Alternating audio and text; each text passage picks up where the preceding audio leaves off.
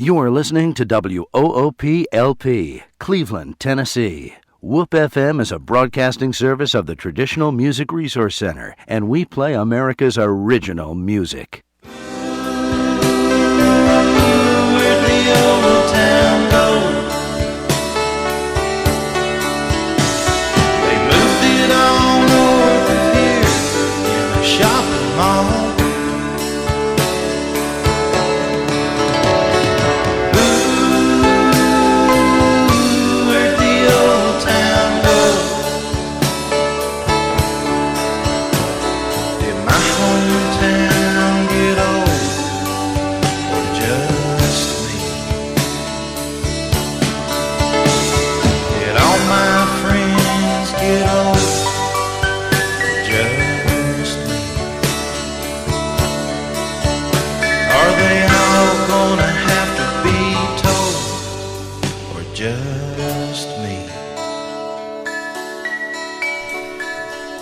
Good morning and welcome to Old Town Cleveland here on WOOP FM 99.9, or you can go to the internet at www.woopfm.com. You can call us there at 614-5553. Good morning, Debbie Moore.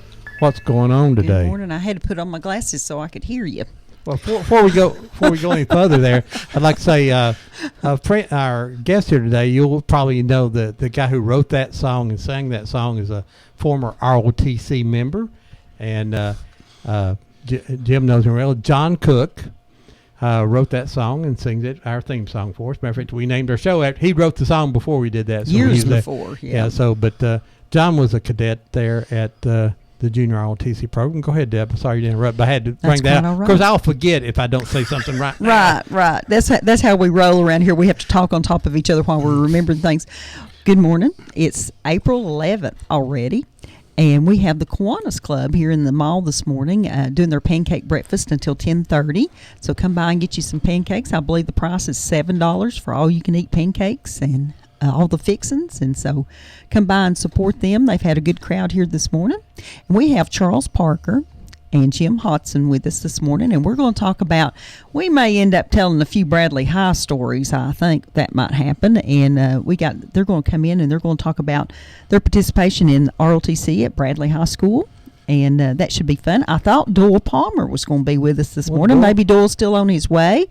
He may be stopped out there to eat pancakes. He may be out there eating that all-you-can-eat pancakes, and he's getting his money's worth is what he's doing this morning. We hope you'll call in if you have stories about ROTC or questions for these guys. And like I say, I think we'll end up telling a few Bradley stories. Some folks may have to call in and defend themselves. We do promise we will embellish some today. Yeah, well, that's to be guaranteed. Hey, Charles Parker, how you doing, sir? Good. How are you doing? He and Ron decided that it had been decades since they had seen each other. We have. Charles left Bradley High School, went in the United States Army, and served how many years? 20 years. 20 years. And where all did you go? Germany, Fort Knox, Fort Lewis out in Washington, 6 months in Western Africa on a peacekeeping mission, Japan, Korea, Thailand. So do you think that your involvement in ROTC at Bradley, or it's junior ROTC, I guess we should call it officially, did that encourage you to go into the military? Probably helped me a little bit. When I enlisted, I was able to go in as an E3 instead of an E1 because of my ROTC experience. But my dad and most of my uncles had served, and most of them retired also from the military. But I would say junior ROTC helped push me that way. I think right about that time is the draft probably ended right after you joined, or just before. I didn't join till 78. Okay. But the draft was going on when I graduated from high school. My draft number was 245. Mm-hmm. Seems like you never forget what your draft number was. I can tell you mine, yeah. And so I stayed around here for a few years, and then I decided I'd go join the Army and see what I could do. I know my freshman year, we always looked at it, I was like 330. I said, all right, and then I was up in there, and then my senior year, it went to 98, and they were drafting about the first 98 for Vietnam, and then the draft ended pretty quick then. So, Jim, you didn't go in the Army, but you served our country and our communities very well. 30-something years law enforcement? 40 years. 40. 6 years, 6 months. 14 days, or let's say 40 years, 6 months, 5 days, and 14 hours. But who's counting? But who's right? counting? Right? Yeah. That's Yeah. kind of like, Ron, when are you retiring? 7 days, literally now. Mine's coming up. So thank you, Jim, for your service. And you guys graduated Bradley High School together, right? Yes. In 71, the class. That's correct. I was the next year. I helped finish tearing down the old building.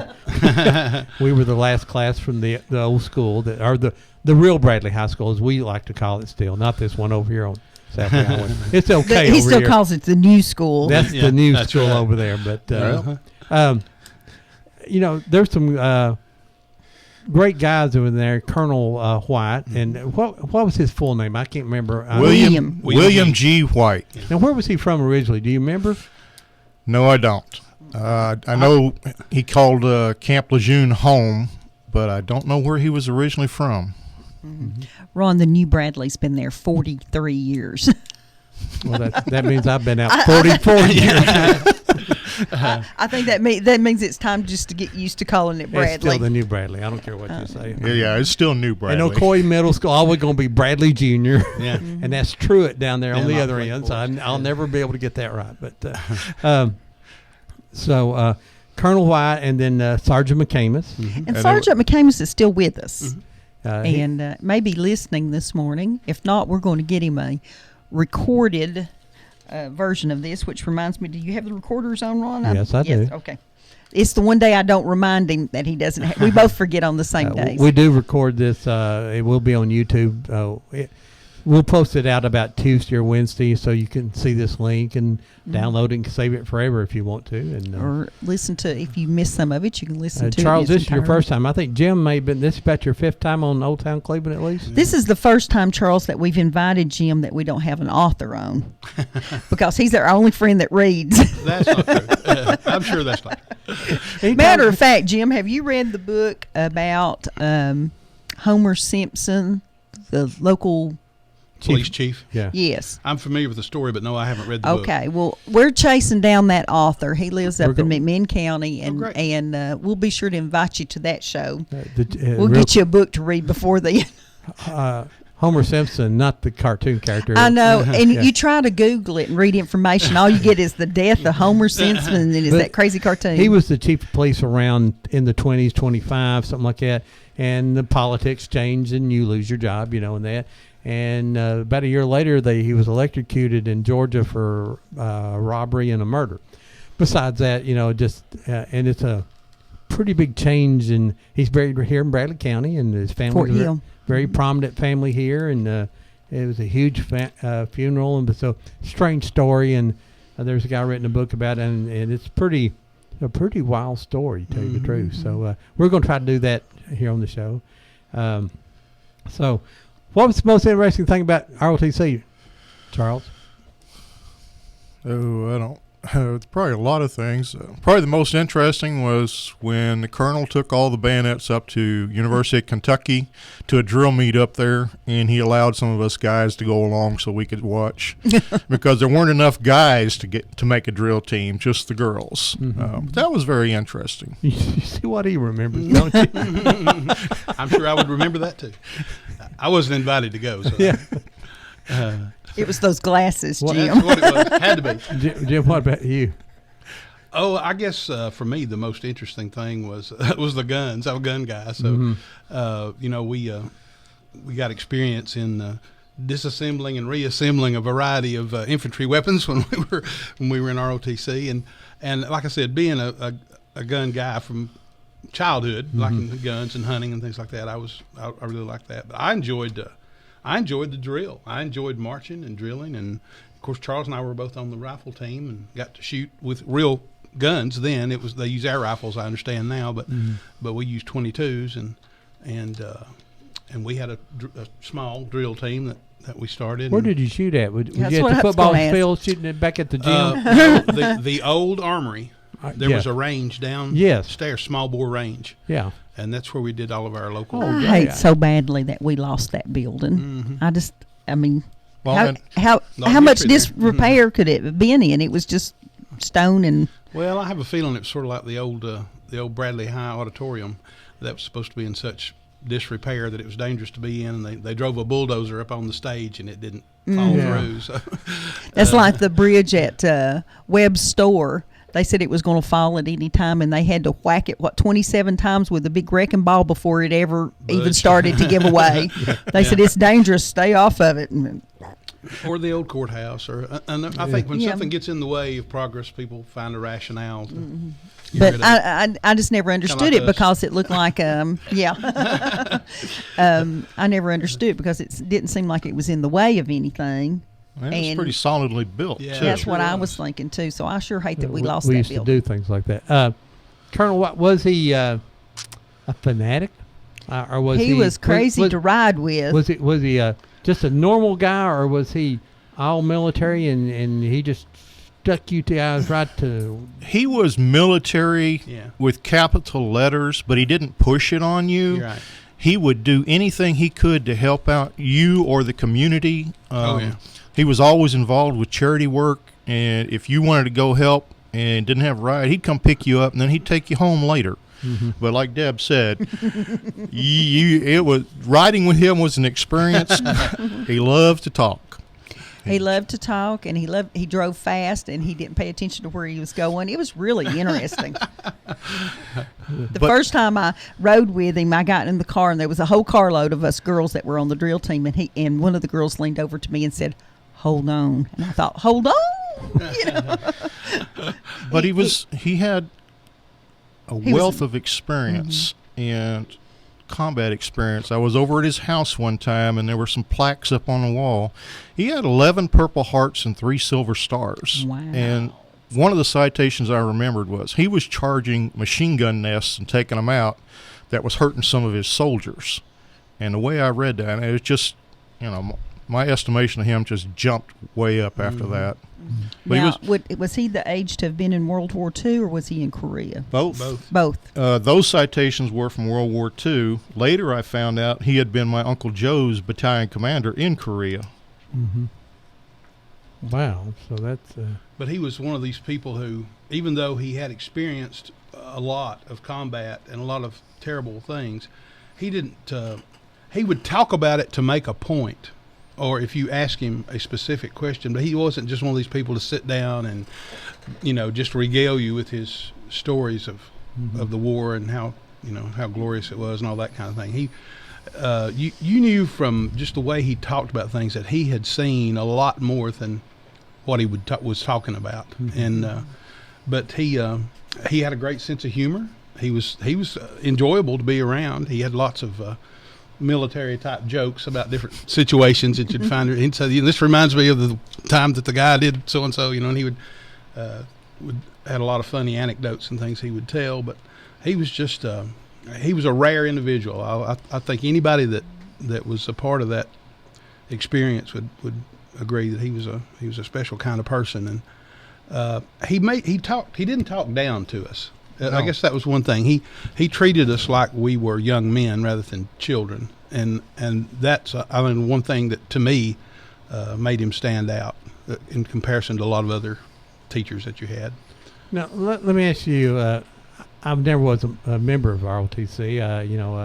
Of course, like on Thursday, everybody wore their uniforms. So, and I said probably a quarter of the school. Probably how many kids were in ROTC? It seemed like there was a lot of guys in uniforms and gals later on.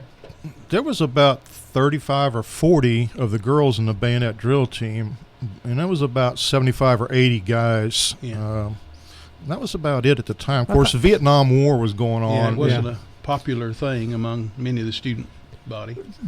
When did We were traumatized. We were bullied by a lot of the other students who made fun of us. That you later wearing arrested them. Well, payback, right? karma.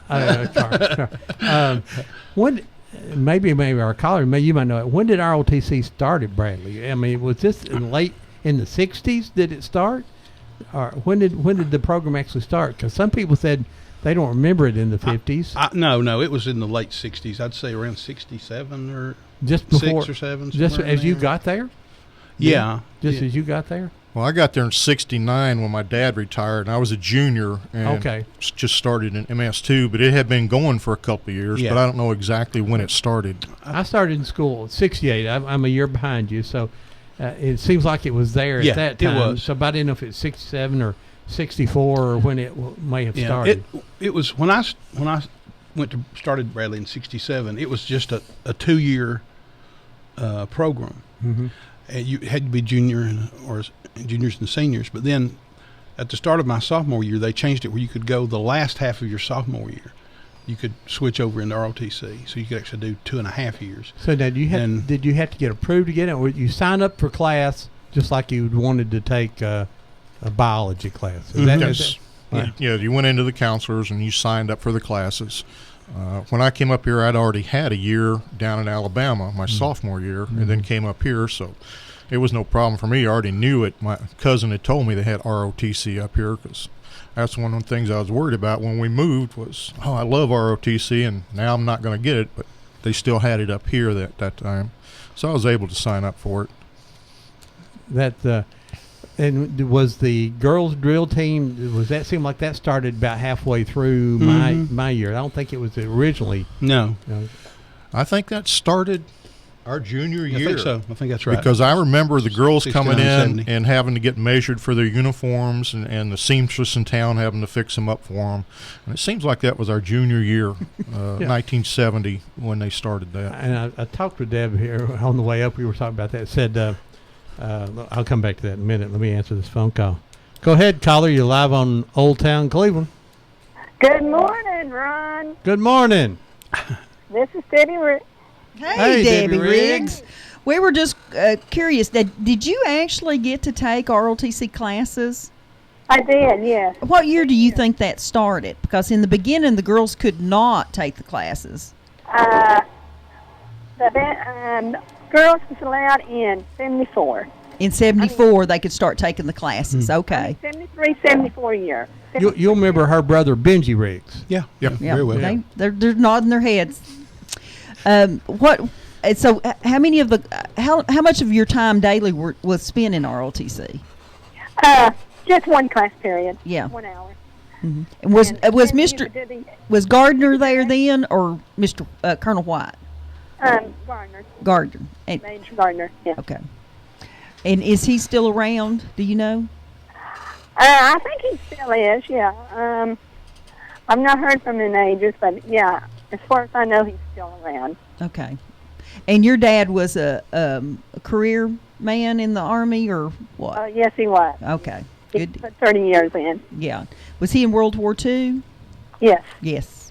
World War II, Korea, and 2 trips to Nam. Yeah. That's something right there. That's something. That's dedication right there. That or stubbornness. Yeah, that's true. Johnny said hi. Okay. Hi. So what else is going on? I mean, went on with ROTC that you'd like to tell us about? Well, we actually did military training. We was issued M14s. We learned to break them down. Mm-hmm. And if you was on the rifle team, you learned to shoot them. Mm-hmm. Did you ever get to shoot? Not with ammo. I just done the point and shooting, target practicing. Okay. Where they let you say yell mark when the bullseye was where you thought it was, and but no ammo. Okay. But my mother wanted the little girl. She didn't want to. Yeah, I know. So yeah. That was your favorite. Did you enjoy that? Oh, I did. Yeah. And when I would tell my dad something that we done, he said, "That's military stuff." And I said, "Daddy, I'm in ROTC." Yeah, it's hard. Yeah, it's hard for him to comprehend high school kids learning military maneuvers, marching, and all of that. Mm-hmm. Did you ever do map work? Yes. See, I always enjoyed that kind of thing. Although I can't read a road map. We done the topographical map.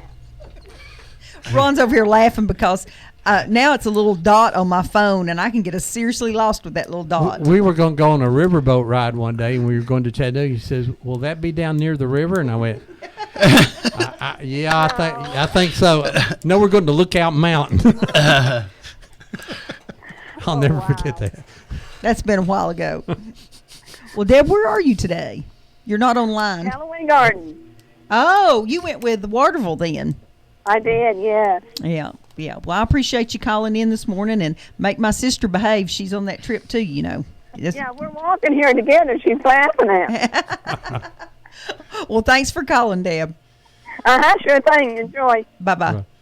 That was nice of her to call in. What I was going to say is that Bradley High School in 72 back, and it changed a little bit when they moved to the new high school up here, but Mr. Schultz was our principal there, and we had a very strict dress code. You couldn't have hair on your ears, and you couldn't have hair below your eyebrows or on your collar, and the girls could not wear pants, which was perfect. They could wear the shortest darn skirts you ever seen in your life, but they couldn't wear pants.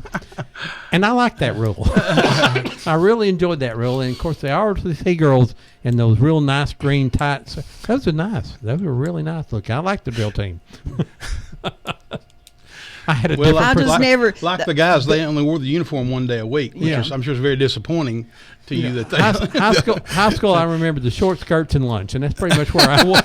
I don't remember exactly which buildings, but back behind the old Bradley, there was a huge hill that led down to the football field. Well, if the grass was wet beyond us getting out there and marching around on it, or if they were working on the field getting ready for the football team, poor Colonel White would take us out there on that hillside like a bunch of goats and we tried to do those, you know, I mean, there was some pretty complicated drill patterns and stuff that we did.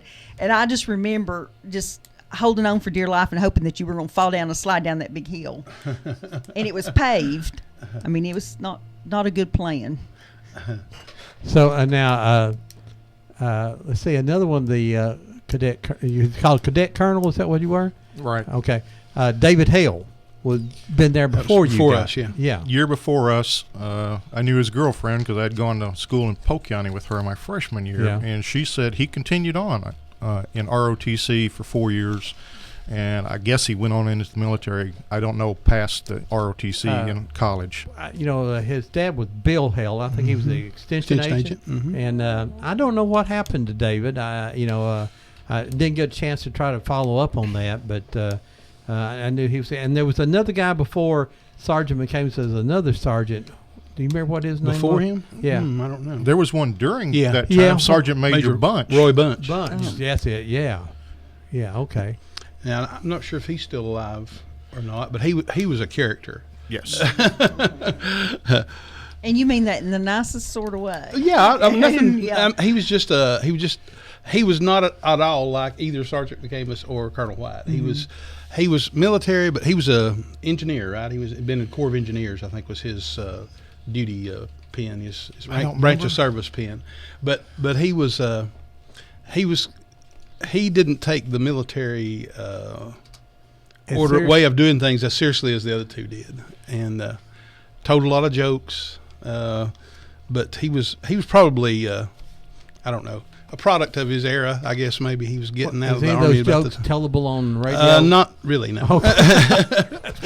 That's what I thought. I mean, even the ones that are tellable wouldn't be politically correct. So, So now, I want you to start thinking here in just a minute. Not thinking. yeah, really. This I want you, in every organization, whether you was in band or on the football team or basketball team, or ROTC, they had to be that one or two or three goofballs of the world. And you probably remember that. And we know what one of them was John Cook. John Cook was in ROTC, and we know he was one of them.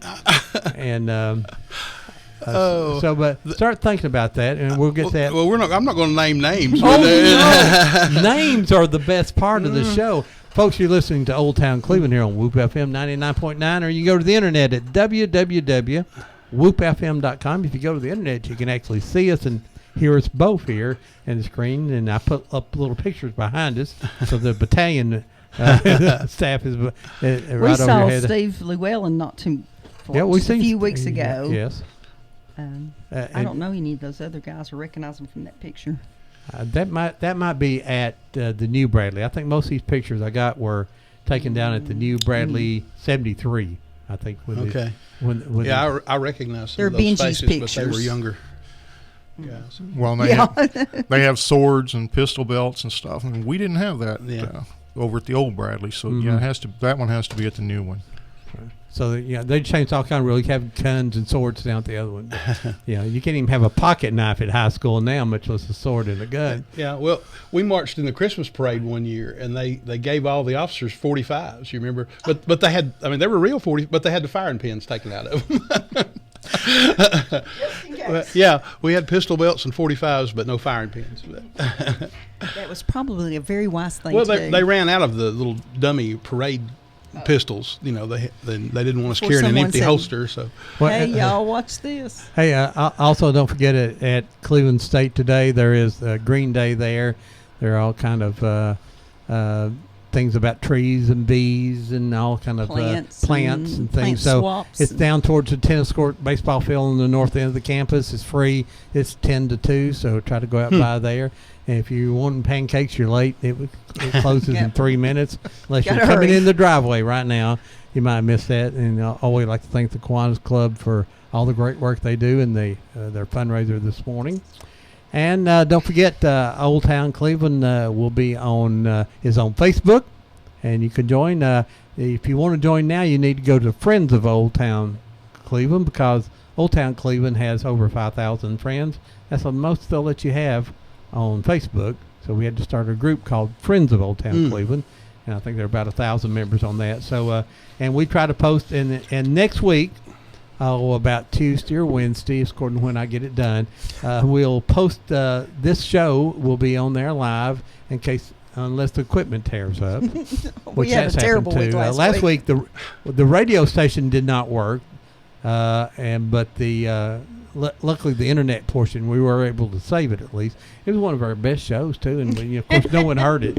So you can see it on YouTube. Go to Old Town Cleveland, and we put the links on is there. that And when we- you had Gene Flowers in? That's a week No, before. that was the week before. Okay. Wow, That those was a two good show, guys too. know. Those That guys know gardening. Oh, Well, yeah. we did talk about last week about Taylor Springs and the historical markers, and we decided that in the future we're going to do that show again. Or the lack of historical markers in Yeah, Bradley that's County more with our like it. history there. And also coming up pretty soon, we said that my favorite thing was the short skirts and then lunch. Mr. Pig, who was our cafeteria manager, his John family's coming in to talk about Middle of May. him running the kitchen there at Bradley, and also his ministry Yeah. that he done for years. Pretty Nice amazing guy. Yeah, he And is. so He's just I told him they had to bring me salt of the his earth. the goulash recipe that he had there at Bradley, and if he'll bring that, they could come in and talk. So be looking forward to that. Well, We one got son's coming from Texas even, Oh. so it's going to be a fun show. And not only was he the cook there at Bradley, he was a cook at Lee University too when it was, I guess, Bob Jones. I don't know. It's way back. And then he ministered at so many churches around here, and I think it's just going to be a fascinating story Yeah, about and we all somebody remember in him his well. lifetime just thought he was just a normal, ordinary guy. Shrimp and baked beans on Friday, goulash on All Ron Thursday. remembers the food. And then if you just wanted a hot dog, they had hot dog Oh, yeah. quarters. You know, I don't remember any of that though, but I hope that'll bring it back. So hey, we're talking to Charles Parker and Jim Hodgins today. We're talking about the junior ROTC program from Bradley High School. Basically, the '70s, that program that was there before, and it left, and I think it went to Ray County. I don't know. They didn't agree to continue the contract or the program, and we lost it to Ray County. And just recently, in the last 4 or 5 years, they've actually got ROTC back at Bradley High School now. So I don't know a lot about that. Somebody might call us in and tell us about that. If you were in ROTC, give us a call. If you know stories on Charles Parker or Jim Hodson, you got a call. And some of those people that will be here. And we also have another good friend of ours coming in here, Mr. Doyle Palmer. He said he came by just to let us know. He's a former teacher at Bradley Central High School, and He was my football coach, and that's why I didn't make it in the big leagues. Blame it on him. There was a lot of them didn't make it into the big leagues because of me. Doyle pointed out that maybe it was the lack of talent. Yeah, I think that has a lot to do That with may, it. may have been the reason I didn't make it. And as I get older, I tend to agree with Doyle quite a bit there. Doyle, good morning. How you doing? Good morning. All right. I just wanted to drop by and let you know that you're coming in loud and clear. Yeah, last Way year- down in McDonald. I got called out on another little project and thought I'd come in and just say hi. Now, Doyle, we were talking that we think our OTC probably come into Bradley right about 67, or just about Well, time. what I talked with a couple of people. I didn't go to Bradley until about 67, 68. Yes. And it began just before I went to Bradley. I believe it was middle 60s. Mr. Schultz was the principal, Right. and he pushed it real hard. He wanted ROTC to maybe help with the discipline. And I think that's the reason we had people like Colonel White and Sergeant McCamus. You know, they gave that tough appearance anyway. Mm-hmm. But they were good people. I enjoyed being around them. And I think the program was a positive influence on the school. Well, I think it was too, and I think quite a few people joined the military that went there. I guess that was probably their intention, wasn't it? Probably, and I think there's a lot of people out there listening this morning that was probably in the classes that have some stories they could tell. So you need to give that phone number and get some of those people to call. Don't be bashful. Go ahead and call. And, It don't hurt, does it? Talk Doyle? about it. It doesn't matter what you talk about. Just call in. Well, and particularly if they A have. couple of questions I had was I noticed in the yearbook there was a rifle team.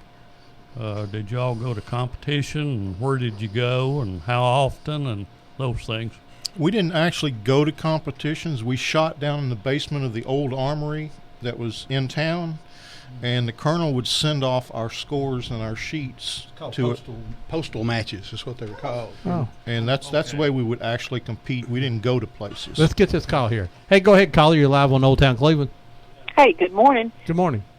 This is Mrs. Sarge McCamus. Hey, how you doing, Red? We're fine. How are you all this morning? Doing great. I just wanted to let you know that he has been listening to the entire program, and we're really enjoying it. Well, good. They've all said good things about him so far. Well, even his former students now, male and female, they come up and hug his neck. They don't just shake hands with him, and that was, I think, 12 of the happiest years of his life. He loved it and was, very sorry to see the program end, but he thoroughly enjoyed it and still talks about it frequently. Well, I was saying this, that we think it has started back at Bradley High School again, and I don't know what level or how it's going yet. No, but and he was glad to see it come back. But we're listening. I just wanted to let you know that he's enjoying it. Well, thank you, and tell him that we're sorry that he couldn't be here, and we hope he's feeling better. I sure will, Ron. Thanks for All right. being Ron. All right, thank you, Red. Bye-bye. That's Sergeant McCamus's wife, and he's been a little under the weather, and but we tried to get him to come in, but he felt he just couldn't do it, but he said he would listen, so... And even though we talked specifically about Colonel White a while ago, Sergeant McCamus was also a highly decorated combat veteran, 101st Airborne Division, Battle of Bastogne, in World War II. And was he from here originally, or did he move here? I really don't know. That's a good I don't know where he was Maybe from. Red will call. Hey, go ahead, caller. You're live. Go ahead, caller. Hey, Hey. it's T. Bandy. Hey, T. Bandy. I just want to let you know I had a fish truck coming the 25th of April. All right. If you want to order fish in advance, what do you... Just call my number, 478-2405. 2405. Call their order in. They come down to co-op and bring money and get the fish. Oh, you added that bring money in there, and that made it a little bit more difficult. All right. And so now you got grass carp and bluegill. Well, yeah, we have those carp and we have catfish. We got Bass. brim, a hybrid bluegill. Bass. You have bass? Yes. and you got koi's. Okay. All right. So now this isn't to go for a fish fry. This is to grow them, then you can fish fry them later, right? Yeah, them carps are almost big enough to fry. Yeah. But who wants to fry one? Who wants to pick Well, through the they bones? think they do it. I don't know. All right. They're not like a river carp. So that's April 25th. So you got 2 weeks to plan that, right? Yeah, I got 2 weeks. All right. Thank you, Ron. Thank you, T. Bye-bye. Bye. T always keeps us up to date on the fish trip. He worked for the Farmers Co-op for years and years, retired, and he sort of just helps manage that fish delivery for your ponds and your home lakes, and and then you can grow your own bass to eat, but they're not ready to eat when you pick them up unless you like sardine type level stuff, But go ahead, Sergeant McCamius. I'm sorry. I think I'd finished my thought, but he was another, a highly decorated combat vet, and he also was very approachable, and again liked to help you any way he could. He would help out. You know who he said one of his favorite students was? Jim Ruth. Yeah. I mentioned to Deb that Jim Ruth was in the program, and Jim had a pretty good military career himself, didn't he? He went on into the service. Mhm. I don't know if he got Vietnam drafted. vet. I did if he got nominated to go or not to go, but he was a little older than us, I think, and so he may have got nominated or thing. And was Frank White in the ROTC? He was the editor of the Trumpeter of our newspaper. That name doesn't ring. He spent 20 years in the Army. He left there yeah. and went in the Army right after that. And Zanzagi was not in ROTC, was he? But he got a scholar. Well, and he went to West Point.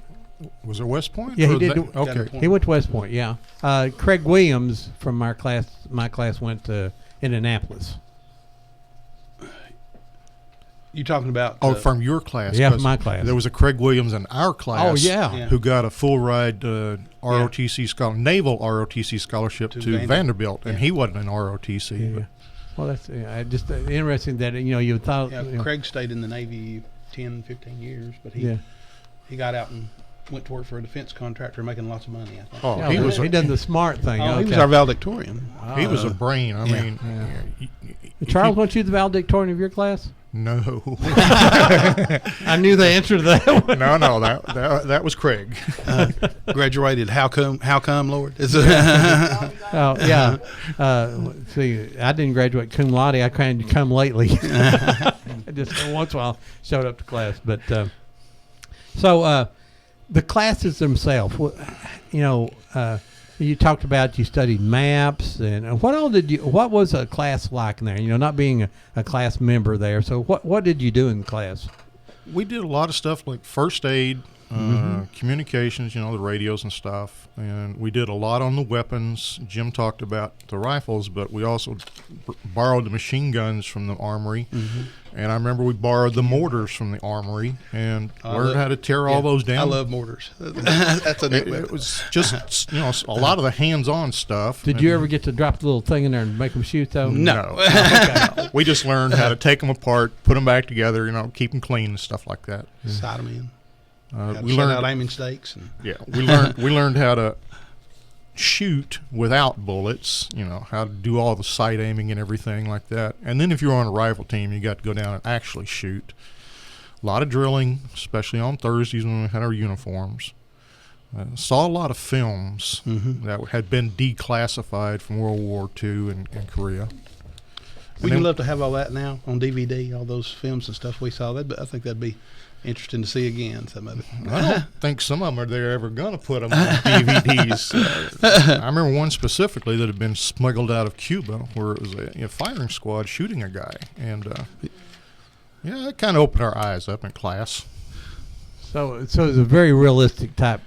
Oh, class. Absolutely. Well, you learned a lot about military history, American military history. And, starting with the Revolutionary War on up. And there was a club at Bradley called Quill and Scroll. I don't know if you remember. It was like an English type club. I wouldn't been in there. Well, every year they had this current events quiz and it was. I signed up to take the thing, and it was all military history. All of it was military history, and I won the award that year. And everything I had learned it all in ROTC, not in the history class.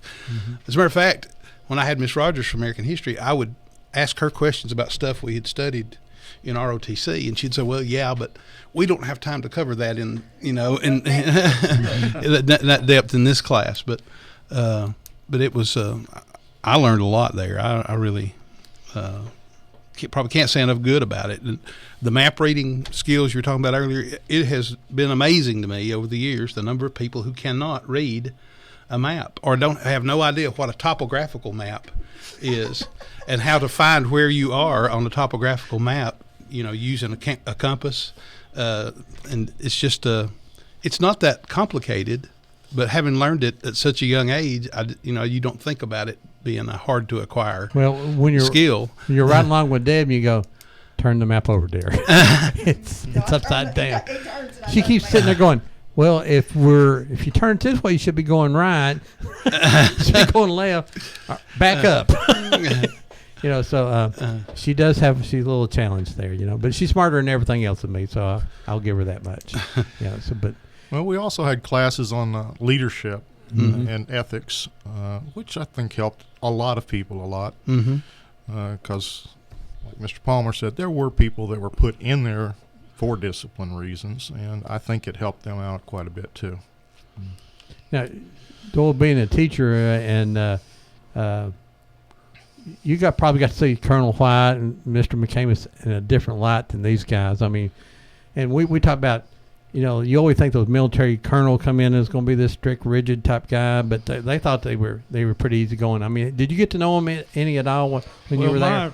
My knowledge of Colonel White and Sergeant Amos would have been from our men's lounge. We had an area for men, and the ladies had an area we could go to for a 5-minute break between classes. And a lot of times we would just be ganged up in there. It'd be almost a room full. And we'd hear a few stories, and it was a nice, congenial situation that we had going with the men faculty members at Bradley. And so that was my knowledge of them. And, of course, I observed them as they manipulated around with the students and their program there. And all I have is high marks for it. What did you teach when you first got there? When I first went to Bradley, I was on the 3rd floor, and I had a general science class. And I did that for 3 years. And Mr. Schultz was the principal. And he twisted my arm one day, excuse me, and wanted me to teach driver's ed. So talk about brave. I yielded, and I did that for 23 years under Mr. Schultz and Mr. Hughes, and I had a lot of fun. Had a lot of enjoyable years teaching the teenagers of Cleveland and Bradley County. Probably had a lot of experiences too.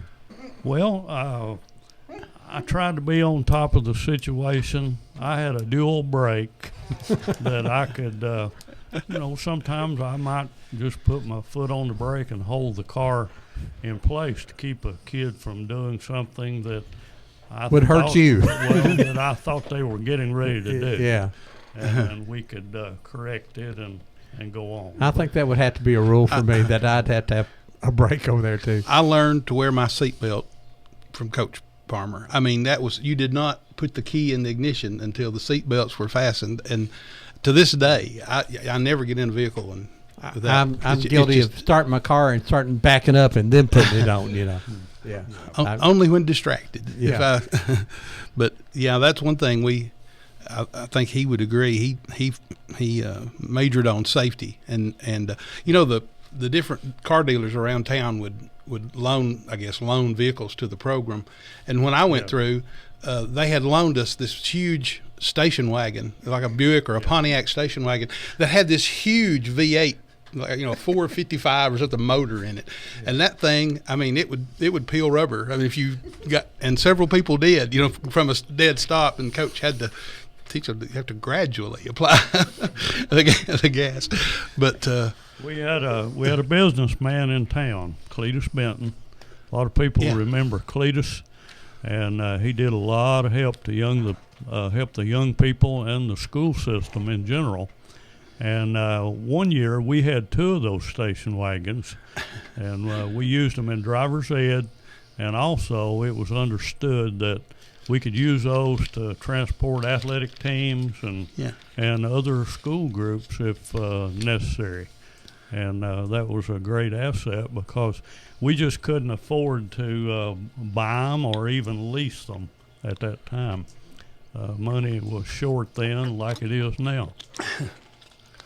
Folks, you're listening to Old Town Cleveland here on Whoop FM 99.9, or you can go to the internet at www.whoopfm.com. You can call us here at 614-5553. We're talking about junior ROTC back in the early days at the real Bradley, I call it, down from 70 back. The junior ROTC program got Charles Parker, Jim Hodson, and Doyle Palmer come in to talk to us today. And just give us a call here at 614-5553. Don't forget the Green Day activities up at Cleveland State today. It's free. There's music, there's food, and there's all kind of plants there too. And I just wanted to tell everybody that next week's show will be Linda Caldwell, and she'll be talking about the L&N Railroad and the 125th year trip or anniversary trip from Etowah up to around the Loop and to Copper Hill. Copper Hill, and she's a fabulous historian for that area. And so, if anybody has questions about history in that area, you can always call in when Linda's here. Linda has retired, so it's hard to capture her now and get her on the show. And also in downtown Cleveland, we talked about this last week on the show, but unfortunately it was not heard due to the thingamajig breaking back in the back there. That Taylor Spring is being dug up, and they're going to make it a little passive park over here, I believe. And the spring will actually be up in the ground. And for us older folks, we'll remember Ganaway Hardware Store. Well, that's where the spring was underneath Ganaway's. And so, but they're going to do that. And Taylor Springs is where Cleveland started, apparently, and it won by one vote. That the community got together and voted where they wanted to cap the seat of Bradley County, and they voted for either Taylor's Place or Deer in the Water. And Deer in the Water's place is where Whirlpool big plant is now. That was Deer in the Water. And then if you'll come down, you'll see that we voted by one vote to make it where it is today, which was Taylor's Place, where Trading Post right in downtown, and that made it where we are. So just a little history. Good morning. You're live on Old Town Cleveland. Good morning, Ronnie. How are you doing? I'm doing great. How about you? I bet you missed us last week. I did. I'm telling you that it's been the longest week. Well, bless our hearts. We just sat here and we didn't know what was going on because we really have a hard time telling, but we thought maybe we were still broadcasting on the internet. So we went ahead and talked for two hours and didn't know if anybody was listening or not. But we're going to redo that show. We're going to do it again here in the next few weeks. Well, are you doing better? I am doing great. I got great doctor's reports this week, and I'm kind of on maintenance now, so I'm over the hump and getting back to healthy. Yeah, that means a lot. It does. Well, how are you feeling? But anyway, I was just lost them all this past week on account of not hearing anything. But I talked with the manager down there. He was nice, and he told me what the problem was. And all. So listen, I'll talk with you later. Thank you, dear. Bye-bye. How are you feeling? Oh, she's already hung up now, Ron. I was going to tell her to drink some. Oh, okay. Oh, how are you feeling? Well, you ain't going to believe it, Ron. But my foot, this is the most funniest thing we've ever come in with. How it swells. And we don't know what's making it other than from hip surgery. Mm-hmm. It's my blood vessels that is running from my foot up to my hip. Well, don't ask Ron for medical advice. Well, now, this is what you need to do. Put an ice pack on it and drink some Jack Daniels, and you'll be all right. Bye, sweetie. If you drink enough Jack Daniels, you won't remember your foot swollen. Bye-bye, dear. Bye-bye. When they get the new park open down here, I'm going to buy me a taser. And I'm going to tase the first skateboard that comes and tries to jump one of those fences or something. And y'all heard it here first. But there's some time away there, so. And But now they have made tremendous progress. They've got the spring dug out, and you can actually walk up to the edge and see the spring. And you can see water coming out of the ground. You can see Yeah. water coming out of the ground, and it's coming out quite forcefully. Have you looked at it, Doyle? I haven't been by there yet. I'll do that after I leave the program today. It's a pretty good stream of water. The first day I went by there, it was some trickle, and I thought, ooh. But then apparently they got it uncovered correctly, and it's coming through a little tile. And we don't think it's going to run out. It's been running, we know, since 1838. So it's actually been under that building, and they had it tiled out into the storm drain. So it's continuously running for 200 And years. I think it's fabulous that Mr. Ganaway ran that water through the walls of the shop there, and it kept it cool. Well, that was ingenious. I mean, to come up with that at that time. And, of course, you had to have a pump continuously moving the water away, though. But I think it's going to be fabulous. I understand we really didn't know what the spring looked like at the time, and I found an evaluation that said it had a 12 by 12 log spring house on it. So we were really excited about that. So I think there's actually going to be a spring house there and several historical markers talking about Cleveland getting started. And I think that's going to be a good historical move for us. And I'm going to get my taser ready. And let me also mention that coming up in a few weeks here, I think the 1st of May, or just before the week before the 1st of May, there's which will be the last week of April. Yeah. We see why he wasn't valedictorian. Ganaway Hardware is also a historical. Oh, yeah. I'm hoping we'll have a sign there about Ganaways, too. I just like to go in there and you smell they made horse tack in there, and it just smelled so good. When the farmers were using horses and mules, that's where they got a lot of their leather work. It was a great place. Used. Well, coming up very soon, that last week or first week or whenever it is, I don't have the date here in front of me, but a young bluegrass group of very young men who came on our show about 2-3 years ago. May 2nd. That's when they came on, or when they're coming on? That's when they're coming on, which will be the first week of May then.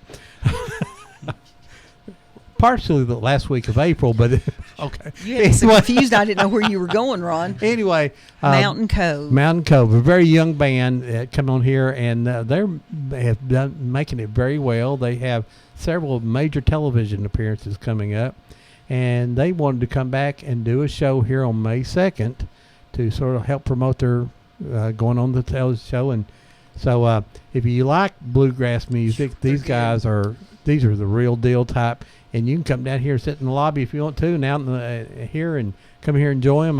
Last time there was a bunch of teenage girls showed up because these were a bunch of young, good-looking guys. Or they were looking at me, and no, I just can't tell Deb that. They were looking at me and laughing now, of course. But we're excited to have them coming They'll be back. And so sometime we do history, and sometime we do just good old-fashioned fun. Mm-hmm. And we got shows planned all the way through May, and we have Chip Bryant coming on talking about the death of Israel Smith, Sheriff Israel Smith. It's the only sheriff ever killed in office. And we're booked all the way to June. Jim might be able to help on that one. He might know a lot about that deal. Not as much as Chip. He did a lot of research on that. Yes, sure did. When we started our wall of fame at the sheriff's office, trying to get pictures of all the former sheriffs who were sheriff after photography was invented. But Chip's pretty knowledgeable. Matter of fact, I got a copy of that disc of all those pictures, which is a tremendous job you guys did getting all those old pictures. And 75-80% of them, I guess, have a picture. And if not, we have a picture of a grave. Ron, who is the sheriff that we saw his badge? Higgins? Gosh. Oh, Heisinger. Yeah, his badge and a picture of him, and all this stuff is hanging in his, I guess it's his granddaughter's house. Well, very interesting. So right now you can call us here at 614-5553. We're talking to Jim Hodson and Charles Parker and Doyle Palmer. We're here talking about the junior ROTC program back at Bradley High School in the 70s, the 72 back basically. And I guess the ROTC, I don't remember what year it left, the Bradley. Don't you remember? It was in the 70s, I believe. We and it went to Ray County. The chapter or whatever it was, we lost it or gave it up or whatever happened, and it went over to Ray. I think what happened in the early days of that program, it was a real bargain for the local school system because the Army basically paid the whole bill. They paid the instructors' salaries. They provided all the equipment, all the books, all the texts, the films, all that stuff. Uniforms. And uniforms and all. It was all the Army was paying for all that. And I think as it evolved, the Army started pulling back a little, and the schools were expected to maybe pick up some of the salaries or some of the things like that, and it became less attractive financially to the schools. And I think kind of the anti-military sentiment of the times after the Vietnam War, there was less interest in the program, and I think that was one of the reasons that it dwindled away. There was less interest in it in some circles. Do you think, or do you know that if the reason we're getting it back now is because the military's maybe started putting more money back toward this way? I don't know. I really don't have any idea how it's financed now, but I know in the early days the Army paid for everything. I didn't realize that. I thought it was just. Well, when I retired in '98, I looked at getting into the ROTC program as an instructor back here. And at that time, the local school districts had to make up the difference between my retirement pay and what my pay had been on active duty. Mm-hmm. And that was quite a chunk at that time. So I don't know what it is now, but in 1998, that's what it was. Did you say you did some ROTC, or you just tried to get into the program? I just looked into it as one of the things I might want to do when I retired. Mm-hmm. I decided not to do it. But so what did you do when you retired? Came back here and opened a business doing repair work on homes and mobile homes mainly. Oh, okay. Did that for several years, but it just got really hard on my knees and my back. I just finally retired. Well, I'm getting ready to do that myself, I think. So, how long you been back here? Since 1998. So you hadn't spoke to me in all that time? Well, there was one short period in there, 2005 to 2008, when I went to Kentucky for a couple of years. My two daughters live up there. We see what kind of friend he was, don't you? Reunion's the last time I talked to him a few years ago. But so now, but you live here in Bradley County still now, right? That's correct. Where were you from originally the first time? My dad was from Bradley. My mom was from Polk County. I was born in an Air Force hospital. Okay. And so I lived until he retired either on or around Air Force bases all my life. So how many bases did you live in? Do you remember now? Oh, at least 4, I think. Mm-hmm. Okay, well, good. Hey, folks, we're going to take a break here. It's the top of the hour. What we do at this time is we'll play a few commercials so that we can continue to turn the lights on and buy equipment that breaks. So we can buy a new thingamajig. A new thingamajig. And at the end of the commercial breaks, we always play a song called Gone Home, and we dedicate that to anybody that's passed on here in our community, or you have family members. Just a little attempt to say thanks for a good life here in our community with us. So we'll be back in just a few minutes, folks. You are listening to WOOP-LP, Cleveland, Tennessee. WOOP FM is a broadcasting service of the Traditional Music Resource Center, and we play America's original music. Check into cash. The cash you need is closer than you think. Get an auto title loan today for up to $2,500 at Check Into Cash. You drive home with the cash in your pocket. Visit Check Into Cash for an auto title loan today, or get a payday advance for up to $425. Call toll-free 877-262-CASH. Title loan amount determined by value of car and ability to repay. Borrowers often use payday advances over a period of months, which can be expensive. Restrictions apply. See store for details.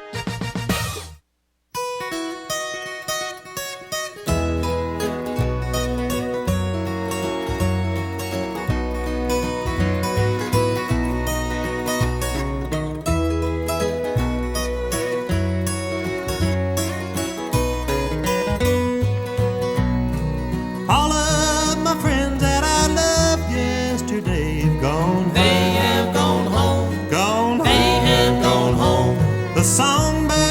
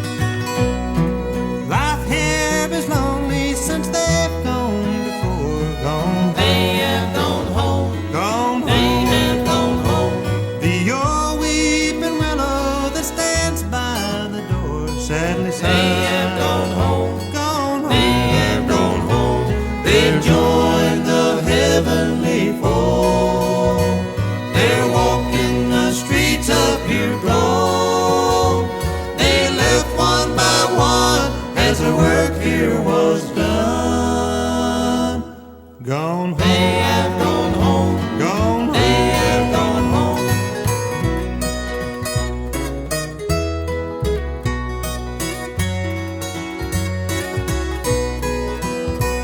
They've joined the heavenly fold. They're walking the streets of pure gold.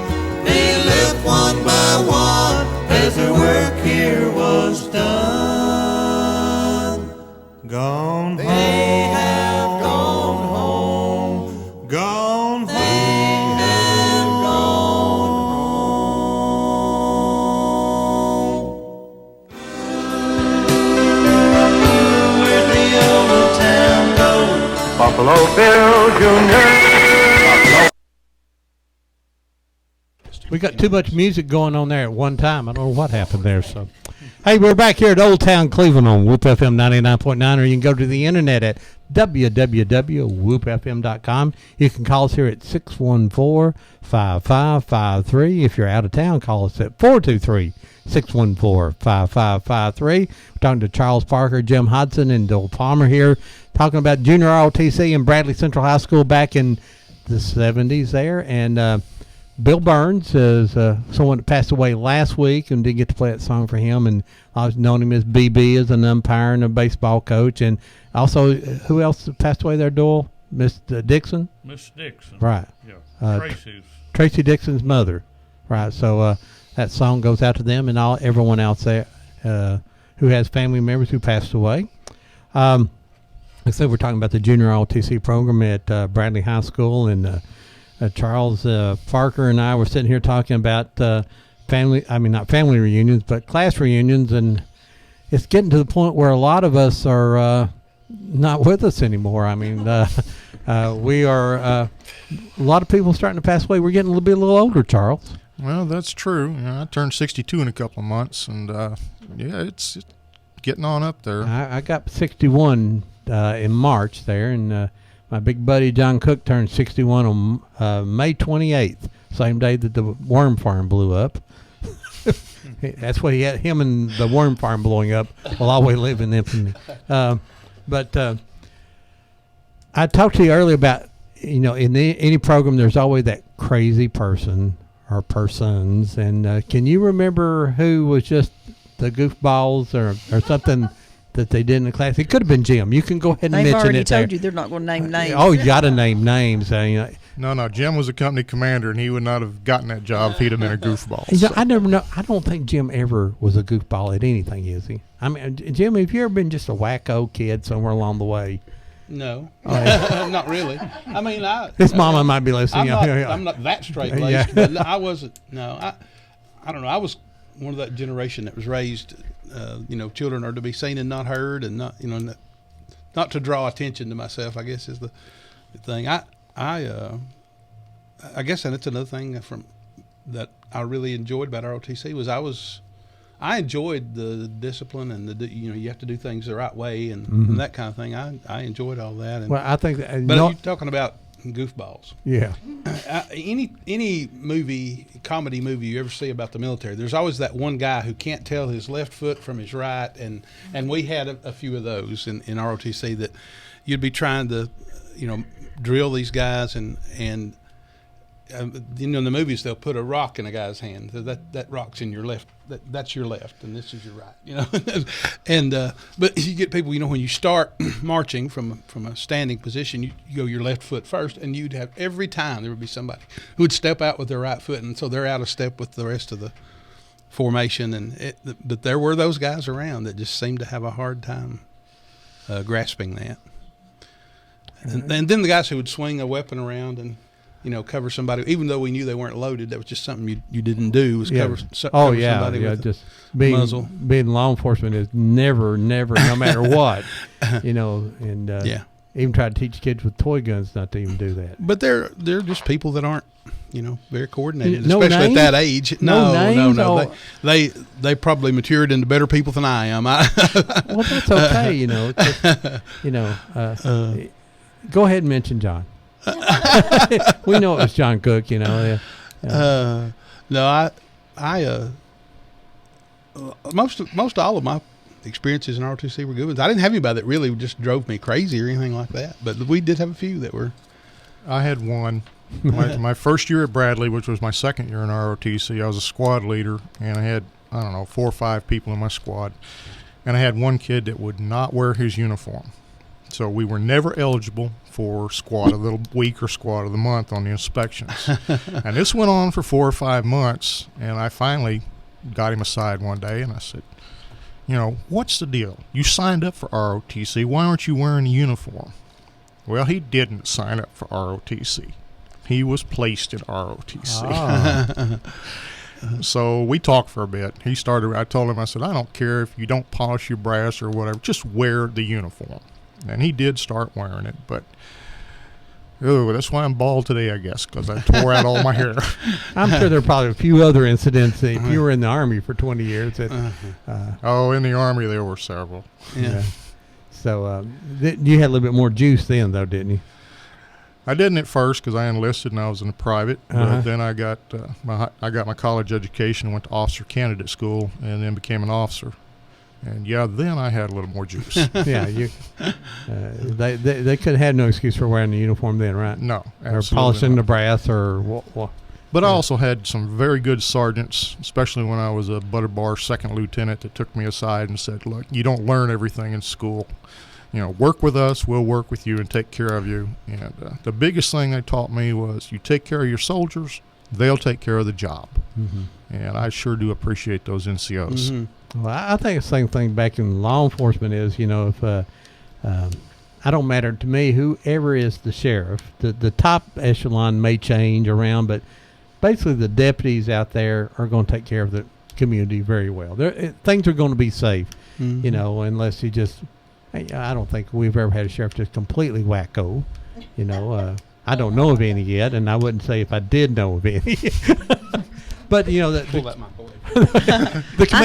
command did change, and that does change that level. I think Doyle had some questions. Yeah, go ahead, Doyle. You got some questions there for us? Yes, I had a couple about the rifle team and the firing over at the armory. How many could fire at one time?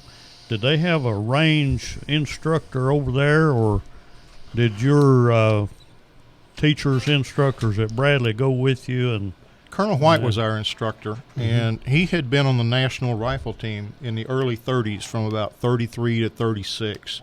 So he had all the information and knowledge that we needed to pass on to us, and he was very big on safety.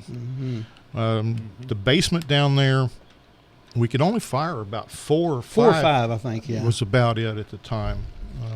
And it was 22s. 22s. How many rounds did you get to fire? Thousands. Yeah.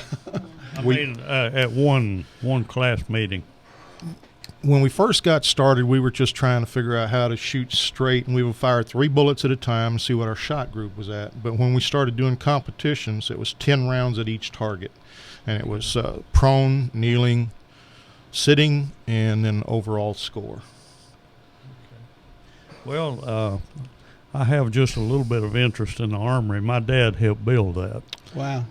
He worked on the Federal Works project when they built that. And later he helped build the buildings at Oak Ridge, Atomic Energy Commission buildings. And I've kicked myself almost daily because I didn't go over there and get one of those blocks of it was probably just stone that they milled. Yeah. I didn't go get one when they tore it down and hauled it to the dump and covered it. But anyway, that's hindsight. But I wonder, back to the rifle team, you said you didn't go on any kind of competition. What kind of awards did you get? Did they have a trophy for the top dog? Well, we had a plaque that is in one of the pictures. I think it's in the yearbook also, where your name was inscribed on there if you were the top shot.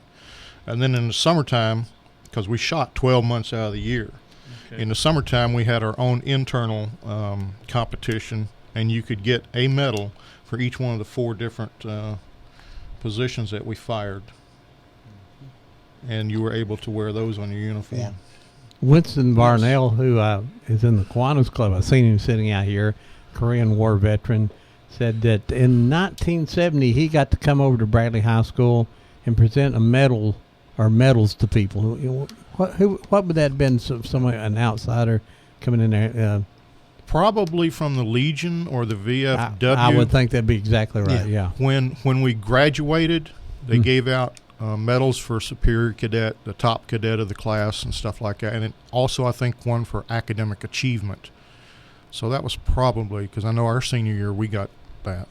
Winston Varnell would definitely been someone who'd come from there, because as we was coming in, he was asked what we were going to talk about today, and so I just remember that he matter of fact, had on his Korean War hat out there today. So another great guy, worked Cleveland Utilities for years, and so we got a call coming in here. Good morning, you're live on Old Town Cleveland. Yes, this is Ron Lee, Pappy's brother. Hey, how you doing? I'm feeling better. Me and my wife both been sick, but we're feeling better. But I just want to thank you for the show today. You always have marvelous guests on there, and they explain everything so well. And we just want to thank you, and I hope the show continues. If I was a millionaire or something, I'd give you the A+ rating for your show, and just keep up the good work. Well, that was a good reward right there. Thank you so much. All right, thank you. All right. Bye-bye. Bye-bye. We try every week just to do different topics and stories, and everything's a little different for everybody. Some people find this the most interesting show. I know there are cadets out there who were in ROTC, may be embarrassed to call in, but as Joel said, it's really painless. There's no, we don't track you or anything. They have a hard time speaking in front of dozens of people. Yeah. Last week we were at a zero group, but it just, to me, is interesting that now, could you pass or fail, or did you have to pass all the tests, or were they a test every week, or was this just a? It was like any other class. There were quarterly, there were tests and mid-final exams, and. So you could make a D or F in there. Oh yeah. There were people who flunked out. Not many, but there were a few. You had to really try to flunk. Yeah, because they would help you. They wanted to make sure you learned it. And the Army's method was they would tell you what they were going to teach you, then they would teach you, and then they would go over it again. And especially if it's a hands-on class like the weapons, you get it over and over. So if you didn't want to pass, you had to work at it. There's always some of those students around. Charles, they probably started with their right foot every time too. Charles, I don't think Doyle was here when you told how decorated Colonel White was. Would you care to say that again for William G. White, Colonel? I was over at his house one time, and on his wall were several plaques, and I noticed, I added them up. He had 11 Purple Hearts and 3 Silver Stars. And one of the citations that I remember from the Silver Star was he was charging several machine gun nests and putting them out of action because they were shooting at his men and wounding them and killing them. And what the part I didn't really like was on that particular one, he got hurt so bad he had to be evacuated medically, and he stayed, I don't know how long, but when the ship that was going to take him back to England, the day before it was scheduled to leave, he slipped off the ship and went back to his unit. Yeah, great guy. AWOL from the hospital.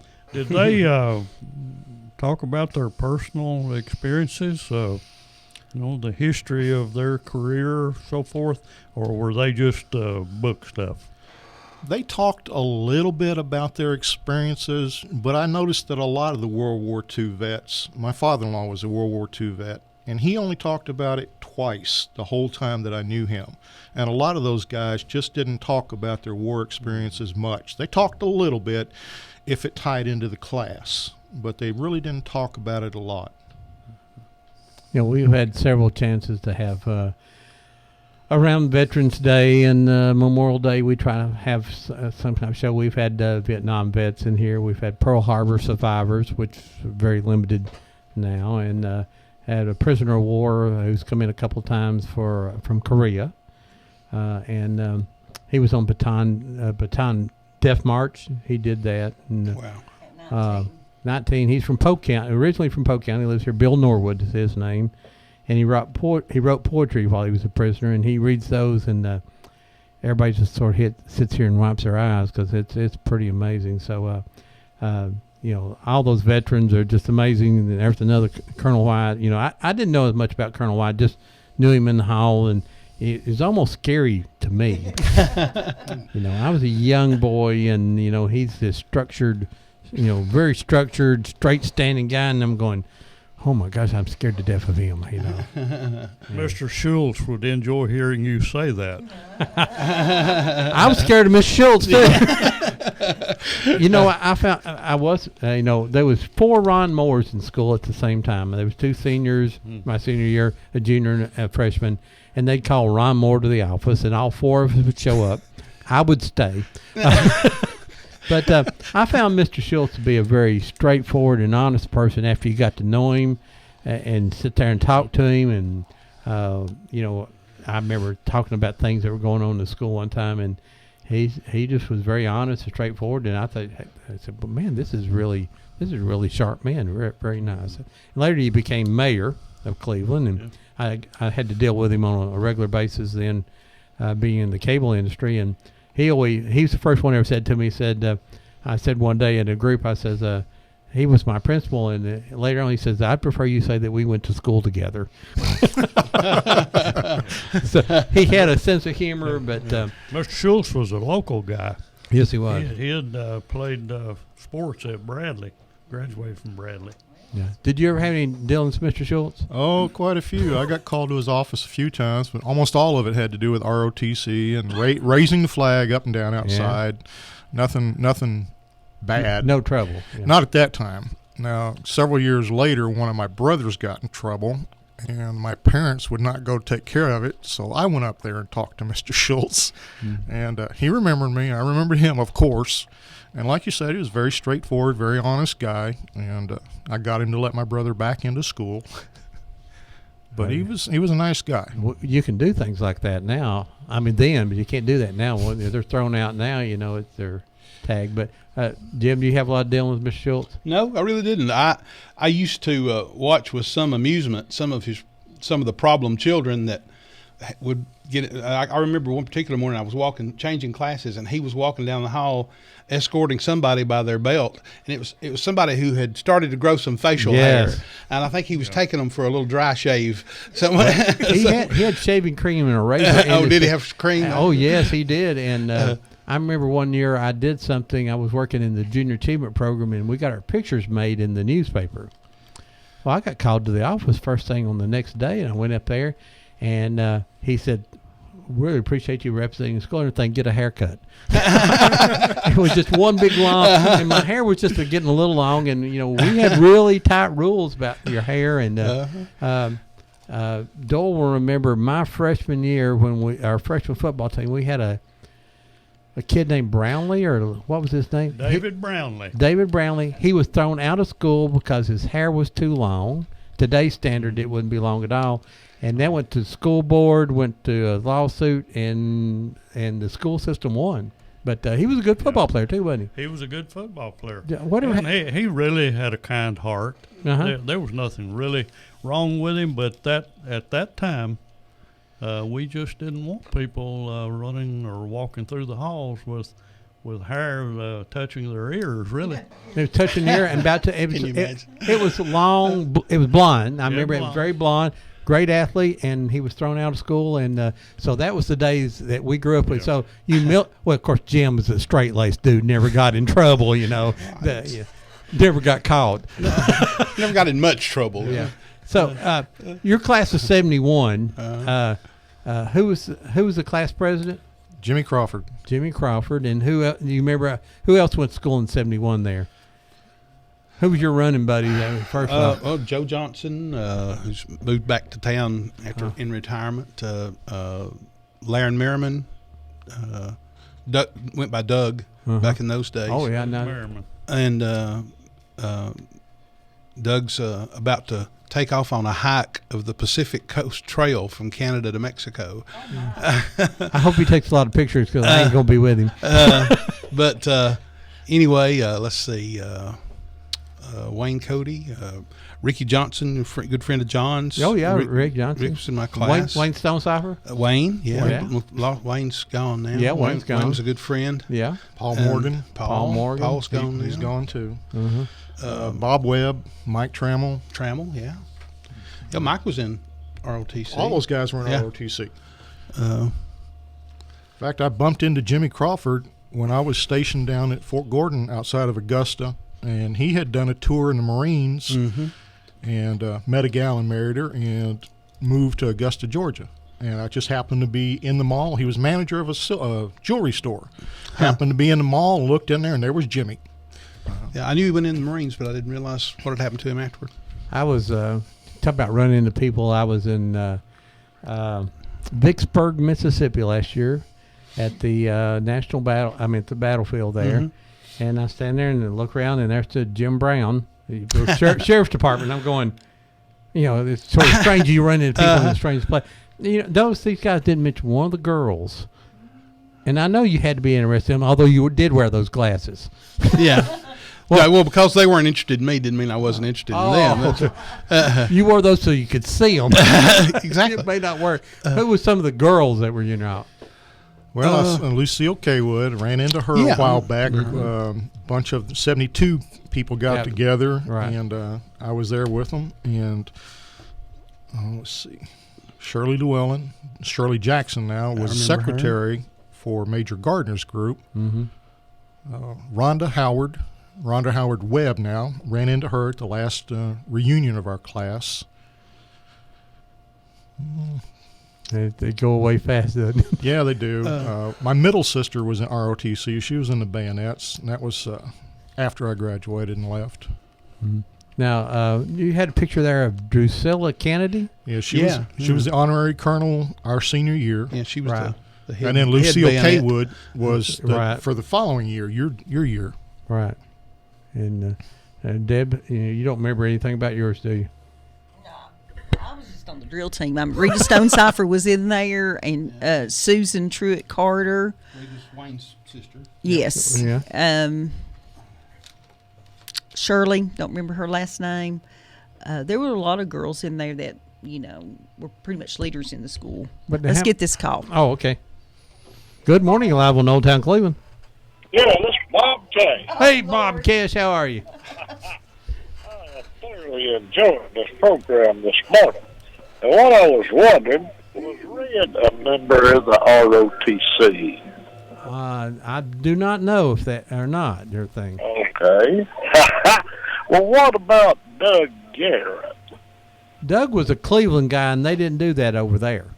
Oh, I see what you're saying.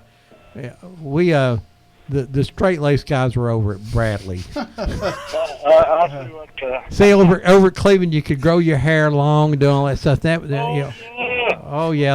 totally different. Yeah, we had ROTC and firemen, and we had it all over there. Bob, I'm pretty sure that Red provided the refreshments for the drill team. Oh, boy, what kind of refreshments?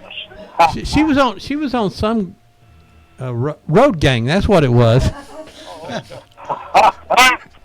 Well, listen, Ron, I'm going to hang up and enjoy the rest of this. And your guest is very knowledgeable. He's an old veteran. I can tell the way he talks. Ron, on a personal note, I'm wanting to buy myself a 410 gauge shotgun. If any of your listeners has one they would sell me, appreciate it if they might give you a call and you can get my number, okay? I sure will. So if you have a 410 shot, first off, what are you planning on doing with it before we move on? Well, I'll tell you, I've got my little kitty cat at home, You gonna shoot your cat? Yeah, no, she told me the other day, Daddy, I want to keep your little home protection. So that's what I want to do. All right, Bob. All right. I just love to hear Bob laugh. Bye, Bob. We'll see you later. Talk to you later. Bye-bye. I wanted to ask Charles, and so you actually taught ROTC at where? At the University of Kentucky from 1989 to 1993, right after I came back from Germany. How did that go? I loved it. Did you? I got to teach American military history almost the entire 4 years. I also got to start a PE program for our freshmen and sophomores because that changed and they were going to have to start doing that to get ready for summer camp. And then we also started an outdoor adventure class where they did all the hands-on stuff like map reading, first aid, pistol and rifle marksmanship, rappelling, and we got to take them whitewater rafting every semester too. That's so interesting. Do you know why Ron lets me read the maps in the car? Because he won't let me drive. He has to choose. What is your driving like? My driving is just fine. As long as you just don't know where she's going. Yeah. Was that a required class at UK, or was it? No, it was not. In fact, most of my students weren't even cadets. They were political science or history students who weren't getting any kind of American military history. They had one class on Vietnam War in the whole university. So these guys would come over and take our class. Probably only a fourth of our class was actually cadets. We'll go ahead and have you next time we do a veteran program to talk about some of the war information there. Hey, go ahead, caller. Hey, Ron. Hey, Red. Oh, it's Red. I heard what Bob said. I've got a 410 shotgun. You got a 410? Uh-oh. Yeah, that's to protect you from Bob. Well, he said that he wanted to buy a 410 shotgun, but it would really cost him because he wouldn't buy me a hamburger. Oh, boy. He said he'd go Dutch Street.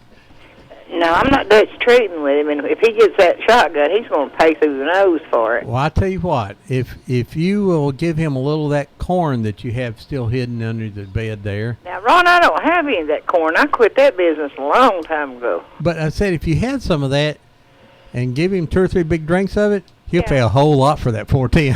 You can talk him into anything. Maybe I should go back to Georgia for Yeah. day and get some of it, and I might do that. Yep, you give him 3 or 4 drinks of that, and he may pay $300-400 for a $20 410. Okay, I'll think on that. All right, bye, Red. Red. Bye-bye. Was your class in a military setting there, or was it just a It was regular classroom? Did you wear a uniform? Wore a uniform most of the time. Class A uniforms, the old green uniforms. They don't wear those any longer. When we did the outdoor stuff, we were wearing our BDUs, our camouflage uniforms. But we were in an old armory that was on campus. And we had the first floor and the third floor, and Air Force ROTC had the second floor. And then there was a rifle range in the basement because they had a rifle team there, but we were able to use it when we coordinated with the coach, who was an alum, an ROTC alum from UK. So now, was you still active duty, or Yes. So you were active duty assigned there? Yes, all the instructors at the college level Okay. are active duty. That is so Right. interesting. And I so, didn't and know now, that. when you get out of, if you go through 4 years there, you come out second lieutenant. If you Okay. graduate and if you pass all the requirements up at the Department of the Army, then you do. And you don't necessarily go active duty. You could go in the reserves or the guards. Mm-hmm. Now, do you have to go into the Army after being 4 years ROTC? Is that a sort of requirement to be in the program, or is that just something you could take? Or Especially if you were a scholarship cadet, yes, you had to. Mhm. If you went all the way through the entire 4 years, yes, you had to, because then you had to sign up and you had to go to summer camp. And even though you weren't on scholarship, they were still paying So money to teach you. it is your intention to go into the Army when you do college level ROTC? Yes, it is. Okay, so but now in the high school level, it could be just to just a class, to learn more about it. And then, but when you did go into the military or go into ROTC, it's a help though, right? If you want to go into high school level. If you did it at the high school level and you enlisted, it depend. You could go in as an E2 or an E3, depending on how many years of ROTC you had and your colonel signed off on it. But it also helped. You already knew how to, drill. You already knew how to take care of weapons. You already knew about leadership and discipline. It was a big help. How to wear your uniform. Yes, that's a big thing. Yeah, they're very serious about that, aren't they? Oh yes. and even in law enforcement, my first law enforcement job, I was handed this pile of wrinkled uniforms, and on a Friday, and I was told to show back up for my orientation on Monday wearing this uniform, and so I spent all weekend ironing and shining shoes. And when I turned out on Monday for my orientation, the instructor walked up and told her, "This is how to wear a uniform." And, you know, in the early days of police work, we policed in a dress uniform, basically, you know, before the days of tactical uniforms and things like that. And so, you know, it was second nature after having been in the ROTC program, how to wear a uniform, how to polish your brass and shine your shoes. And I could see Jim being one of those who would have been a great drill instructor there. I think Jim would be a follow the rule type person. I mean, and I don't mean that in any bad way. It just it's sort of a great person to have on your team.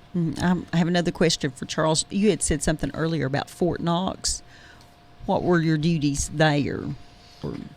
That was when I first got commissioned after I went to artillery school, and I was assigned to an artillery unit. However, my first job was a fire support lieutenant to an armor unit. So my duties were to call in artillery fire for that armor unit.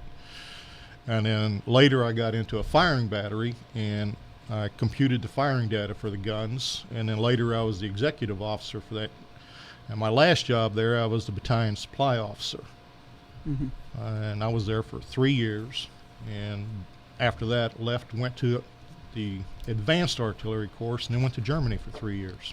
I always love it when we talk about people that grew up in Bradley County, and I know you weren't here the whole time, but that are able to go on with the education that they get and to do really interesting things. I think we don't toot our own horns about that enough.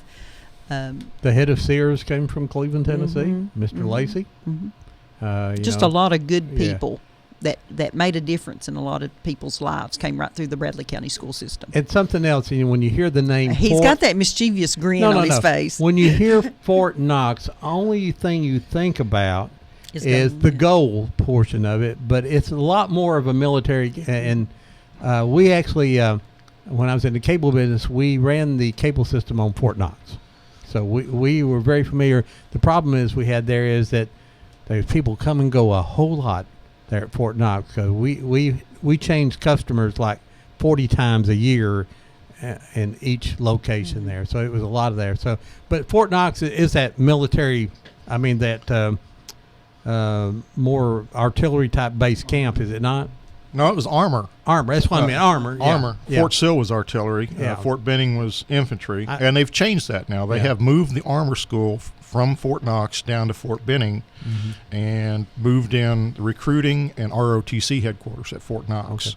Like I said, I knew it was. I meant armor. That's what it did there, because, like I say, we were familiar with that. Most of we had Ratcliffe, Kentucky, which is the community around there, but most of our business was at Fort Knox. So, well, when I lived there, we lived in the little old houses from the 20s and 30s, little wood frame single houses, and it was about a block and a half from the gold depository. I mean, you could look out your window and actually see it.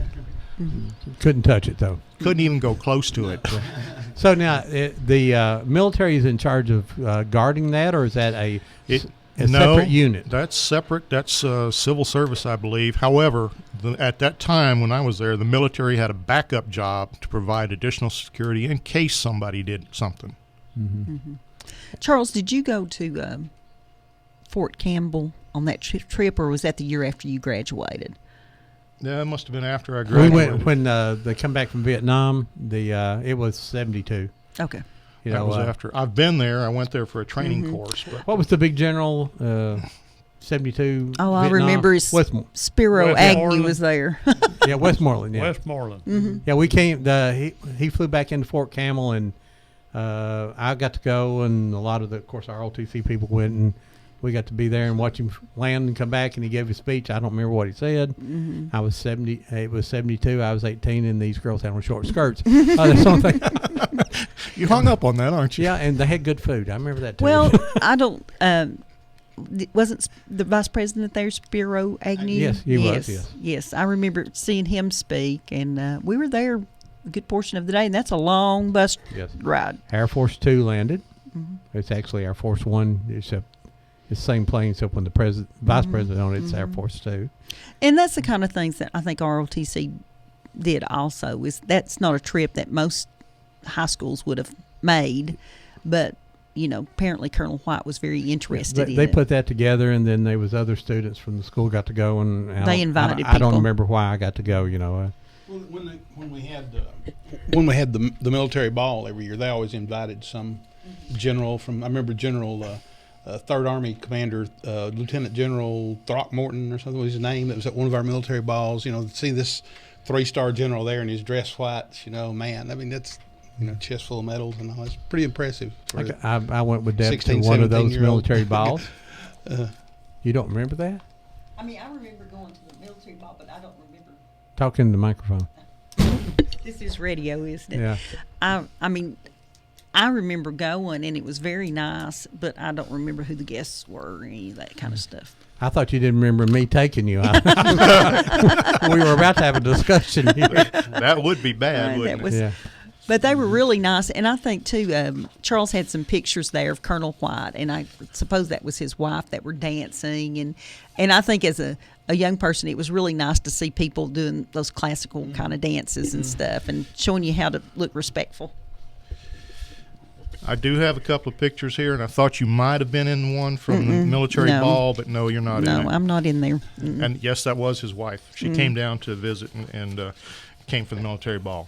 Okay. Now, what year did he finally leave? Do you remember, Doyle, when Colonel White left? I really don't remember. I'm sorry. I know he was there through 72, but I don't know when he left or we still don't know when the program actually ended. I thought someone would call us and tell us when the last year of the junior ROTC ended there. So, but like I say, it is going back again, and I don't know a lot of details about it. They at the football games they present the flag every year. Well, I went to the Thanksgiving dinner for my great grandkids this past year. Great grandkids. That's another story. Okay, man, you're old. Not that old, but the junior ROTC cadets were there serving and cleaning up in the cafeteria at the school, and I got to talking to a couple of them because one of them had a rifle team tag on his shirt there. And I was very impressed with them. They were very well mannered, very well spoken, and doing an excellent job. And that's when I found out that ROTC program had come back into Bradley. I would like for somebody to call about that and let us know, hey, when did it start? And because I think it's a good thing. Like I say, I don't remember when it left, but it was after, of course, they moved to the new school, which was right after the year I graduated. And I know Debbie Riggs was in 74, and Deb's 73. Your class is 74. 73 was the last year that I was in ROTC. So you graduated 74, though. So I think that was the last year that. So I don't know when it left, but that's and we know it's there till about 74. And like I say that. I'm kind of thinking once they started letting the girls into the classes, the drill team kind of went away. I think it was a pretty expensive thing to do that because they had to have like. Would that be Title VI reasons? Probably. Title VI, of course, is you have to have equal activities and everything. I don't know if that would have been one of those federally funded programs that you would have to meet. Probably before. Yeah. Title VI come along. I remember the sound that one of those really shiny helmets makes when it hits the ground. Well, I do too. We were at the courthouse doing a Veterans Day, and one of the color guard guys passed out and went right between myself and Drusilla Kennedy, and bam! That chrome helmet hit the ground. Makes a very distinctive sound. I bet those were heavy too. I don't know. I didn't have to wear them.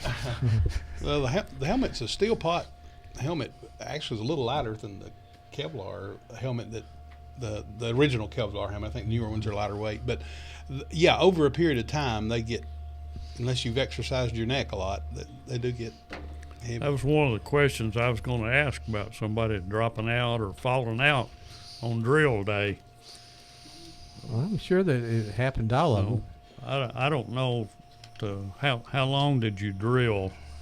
We drilled for the entire hour, but I don't recall anybody actually falling out because you didn't. I mean, you take a break and you put them at ease, and you were showing them because you were always drilling the new cadets, and you would always put them at ease or rest and show them what you were going to do next. So it wasn't like you were standing there when we were doing a parade or something. They used to warn us about not locking your knees and all those. College was a little different. When I left Bradley and went to Tennessee Tech in 1957, 58, we had 2 years. We had to take it. It was required. Used to be required. And we had a 2-hour drill, and on some of those days in the fall especially, it was really hot, and luckily I escaped, but I've had the guy right beside of me just go straight down like a fence post. It was tough. I used to have to do, especially when I was lower ranked, a lot of retirement ceremonies. They had them every month on every post, and they always warned us, not like Jim said, don't lock your knees up because that stops your blood circulation. But I was doing one in Germany with some fellow commanders that were standing out front, and of the 5 of us, 2 of them went down on their faces, passed out, and the medics had to come out and pick them up. Oh, yeah. So it's not just the young guys, it's the older guys that can do it too. I was kind of thinking that might have been Wayne Malone that hit the ground up there that day. Wayne Malone, I remember Was Wayne. he in ROTC? Yes, he was. Okay. He graduated my class. I can't remember what I had for dinner last night, but I can remember that. Let me ask you a question. Being a young cadet, and both of you were ranking officers, did you feel that authority, saying that attention, and were you that drill instructor type mentality? I mean, did that ever come into play? It's just like first time you put on the gun as a law enforcement, you sort of you get this little invincible feel to you. I think we were smart enough to know we didn't have much real authority, I enjoyed drill. Freshmen, you thought though, didn't you? Well, yeah, those guys, yeah. But I mean, I enjoyed the drill, and I enjoyed the precision of it. If everybody did what they were supposed to do, when you're turning and of course, drill developed as an efficient way to move personnel with a minimum of confusion. And armies through the centuries have depended upon the Army knowing how to march and maneuver when you're maneuvering people past each other. For example, move a group of men from this side of a battlefield to this side, and there's other people in the way. You have to know how to echelon right, echelon left, and do all these things that you learn in doing your close order drill. And I just thought it was a neat thing to participate in. I enjoyed. We marched in the Christmas parade one year, and I thought that was pretty neat. Just the whole group there, the whole corps from the school marching in the parade. Well, and when you marched down through the crowd, that it actually brought attention. That these are very structured looking, good looking kids and things like that. What you were the colonel, so I mean, did you feel that authority? I'm just being lighthearted with you now. I know. It wasn't that bad. I had 4 company commanders. Jim was one of them, and they drilled their own companies. I just kind of stood out there with my staff guys and watched. And if we saw something wrong, which was very, very rare, then, we might say something. But up at that level, no, there wasn't that much. Now, my first year, I was down at Tuskegee, Alabama, with a school that was just starting the program, and they put me in charge of the color guard and the guidon bearer. And we didn't have a clue as what to do. So when we had a break in class, we would take the drill manual outside and go through the steps one step at a time until we learned it all. Now, when you were in ROTC, was it salute come to attention when you were the colonel? When you walked into the room, did they supposed to salute and do all the things you're supposed to do, the military stuff? I mean, did you try to be that structured in junior ROTC, or was it just more of a classroom stuff? It was more of a classroom. I do believe we stood up when the instructors came in. We didn't stand up for each other. We did salute outside. That was when you were in uniform, right? Yes, just when we were in uniform. That day you I don't say play Army. That's the wrong thing to say. But you observe the military customs. There you go. Thank you. That's a very good boy. That's why we had Jim here today. But I just didn't know. Did you salute, and did you, the attention? You had to stand in attention for a period of time. I see it as being not only just being able to move people, but also learning a very structure. Because if you're going in combat, rules, and being able to follow that is extremely important. I mean, so did you learn that? Well, on Thursdays when we wore the uniform, the first thing we did was we went out in that little quadrangle outside the classroom there, and you had inspections. And Colonel would come through and inspect everybody. And then from that, you moved on down to the field or the parking lot, and that's when you did your drills. So inspection, did he mention brass or shoes not polished? Brass, haircut, shoes. Your weapon. If you once you were issued a rifle, you'd go by the arms room, draw your rifle before you fell out. Mm-hmm. And I know I used to get a hall pass sometimes, and my study hall period, I'd go down to the class and help clean rifles and clean up around, and just because I enjoyed being down there. Now, would you fail a class if you always failed inspection? I don't think you probably would not have failed the class for it because wouldn't made an A. But you didn't get any ribbons Right. for squad of the month or platoon Cadet of the month, cadet of the month. You didn't get anything like that. But it didn't carry over onto your grades, because if it did, I would have done very poorly that year. Well, I'm talking about the individual, though, not necessarily the head. But you. So now, when you was the colonel, did you go along with Colonel White? I did sometimes, not all the times, but sometimes, I would go along with him, and he would, show me what he was looking for, and that helped because later I did have to do that in my career, and it was good to know that. And it wasn't just inspections; you would try to loosen everybody up by asking them simple questions, and that helped a lot later. Or they would, if you've watched an old movie of troops being drilled or a standard formation, they would, on inspection, they would come through and they might ask you a question about your weapon. What's the maximum effective range of this rifle, cadet, so-and-so. And 8 times out of 10, you probably got the answer right. I've seen Full Metal Jacket again the other night. That's one thing that comes to mind. What's your third standing order and all that? And he forgets what it is. Something. We'll walk my post in a military manner. But there was a lot of that kind of thing. But it was I thought it was all fun. I enjoyed it. And what are those rules that how many rules are they? Help me out here. Your first order and your second order. General orders. Your general orders. Did you ever teach that in there also? 8 or 10, something like that. What are they? Some I don't remember. I had to learn them when I was I can't a private, tell you from though. memory. Because when you stood guard duty, you had to repeat them. Oh, yeah. I don't remember them now, though. Taking charge of all military equipment in view. Then you tried to forget that after. Yes, most definitely. A lot of things you forgot, eh? But maybe the beard wouldn't have passed the inspection today. Oh, no. That was one of my first gigs that Colonel White ever gave me. I was a junior in high school, about halfway through the year, and he gigged me for not shaving. I had like 2 hairs. I hadn't even started shaving.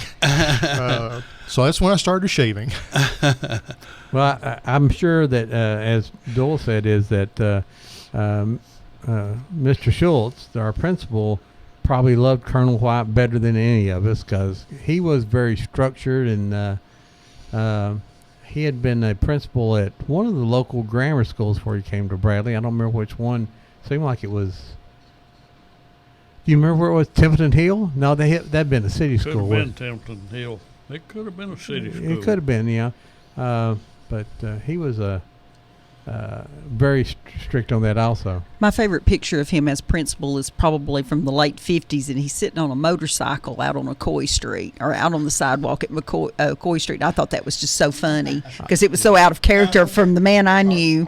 Well, and he turned his hair was turned white very, very early in his life, and when he would get upset, he would turn so red in the face that you could see it through his hair. He could. Well, we haven't mentioned one other person. I know we're talking about ROTC, but there's another person that was prominent at Bradley High School while we were there, and that was Miss Clemmer. And that was before my time. Oh, she left before you got here, didn't she did. I heard a lot about her. You knew, well. David Dowdy, I guess, was that. David Dowdy was the vice principal.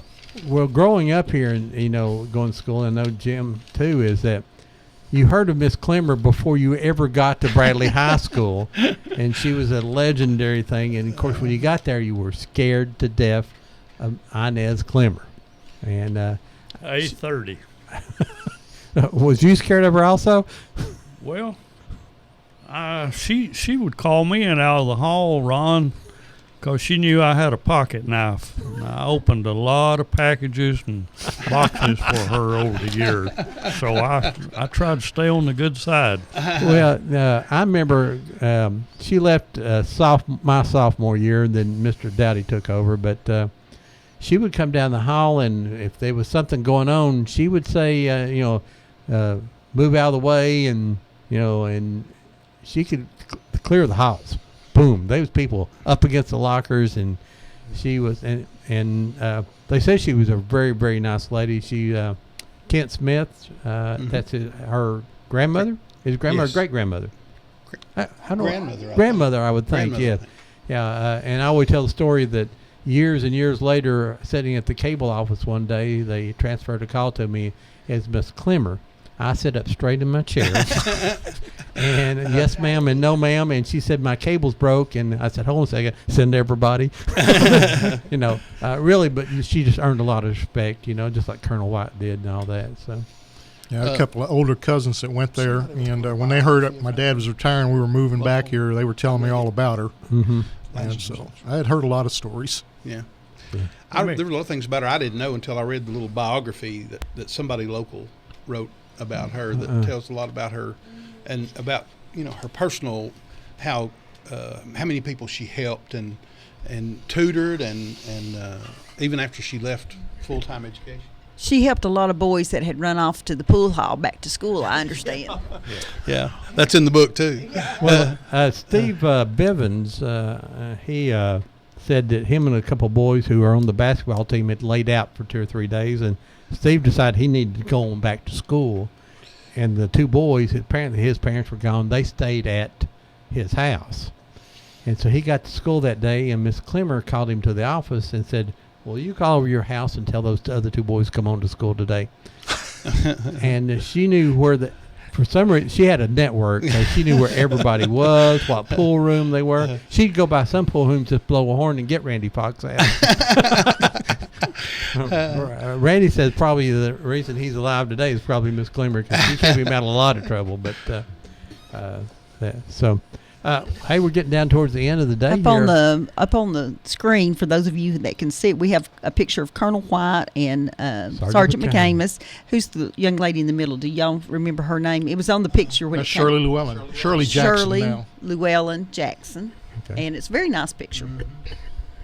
And was she an honorary colonel on that side, or what was she? I don't know. I don't if she was, it would have been after Lucille. Yeah, it was, because that's a, like I say, some of the pictures I got were all 73, 74 from the new school, I think, when they went there. So. Ron, there's probably one thing that Colonel White emphasized that they remember that's helped them during their career.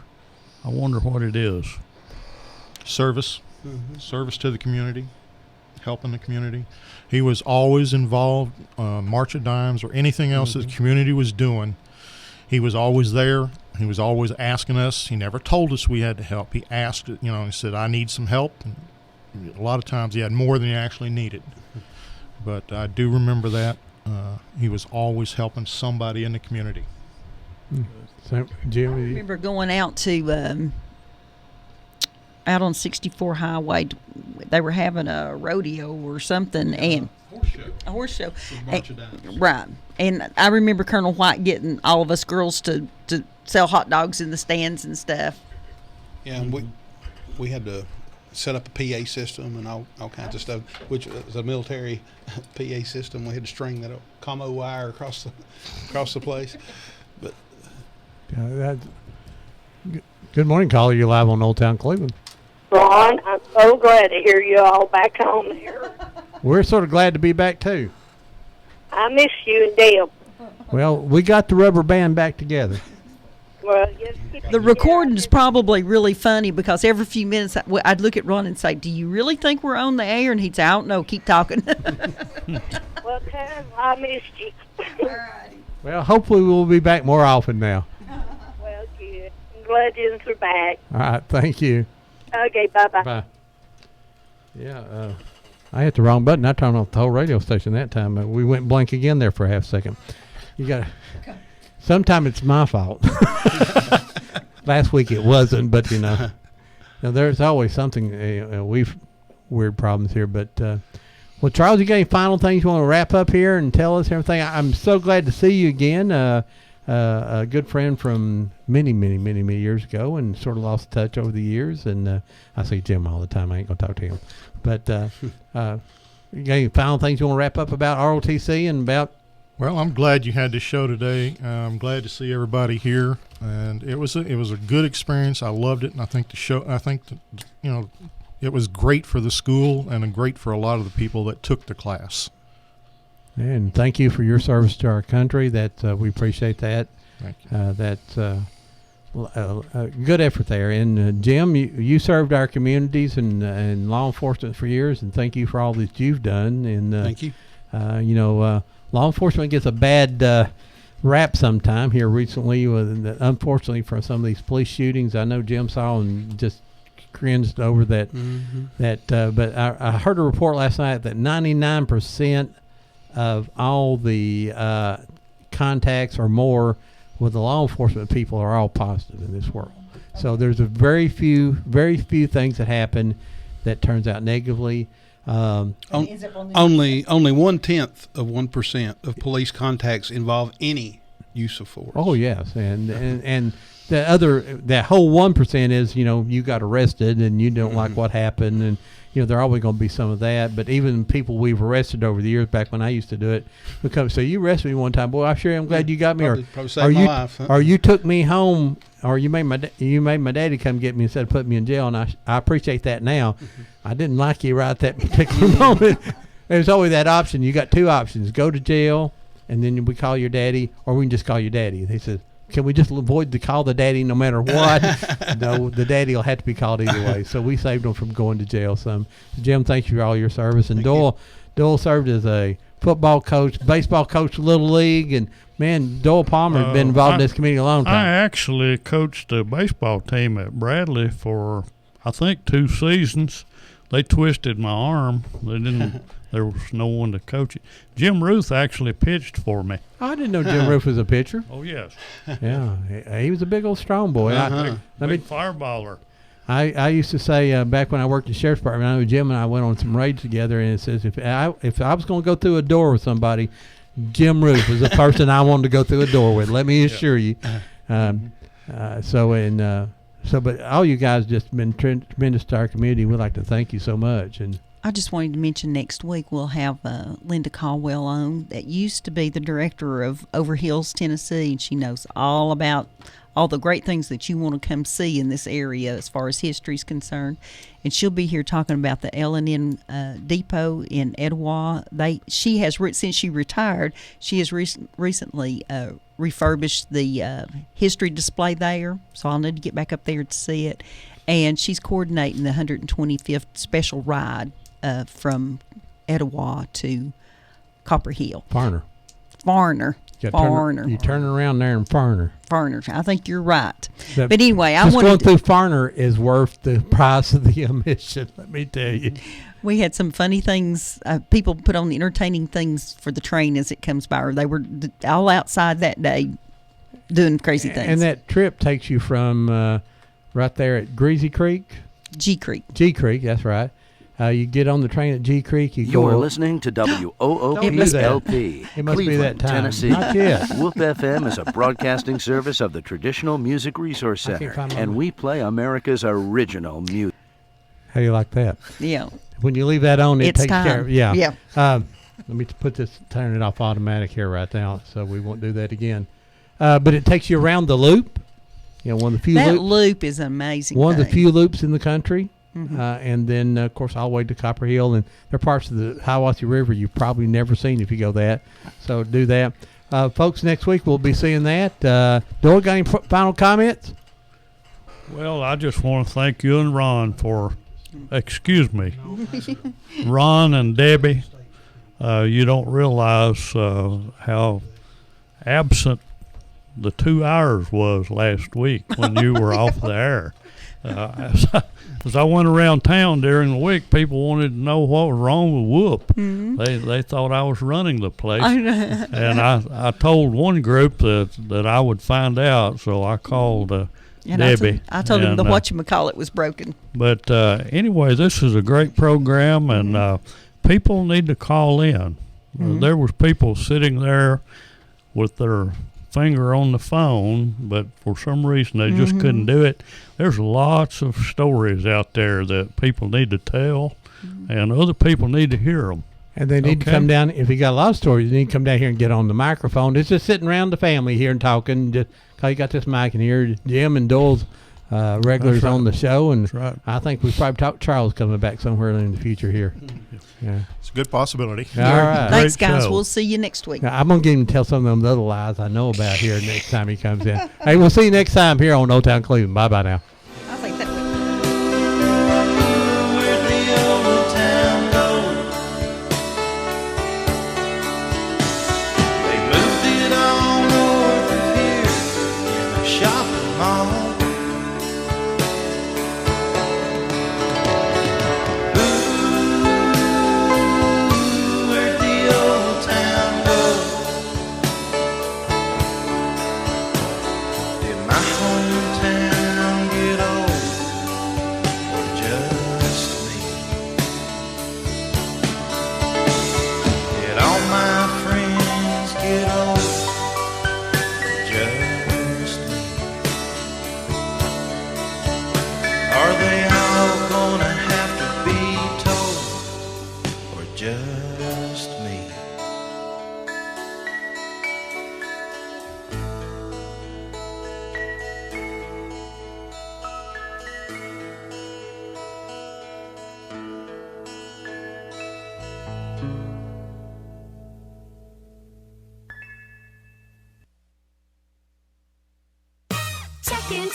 Checking to Cash. The cash you need is closer than you think. Get an auto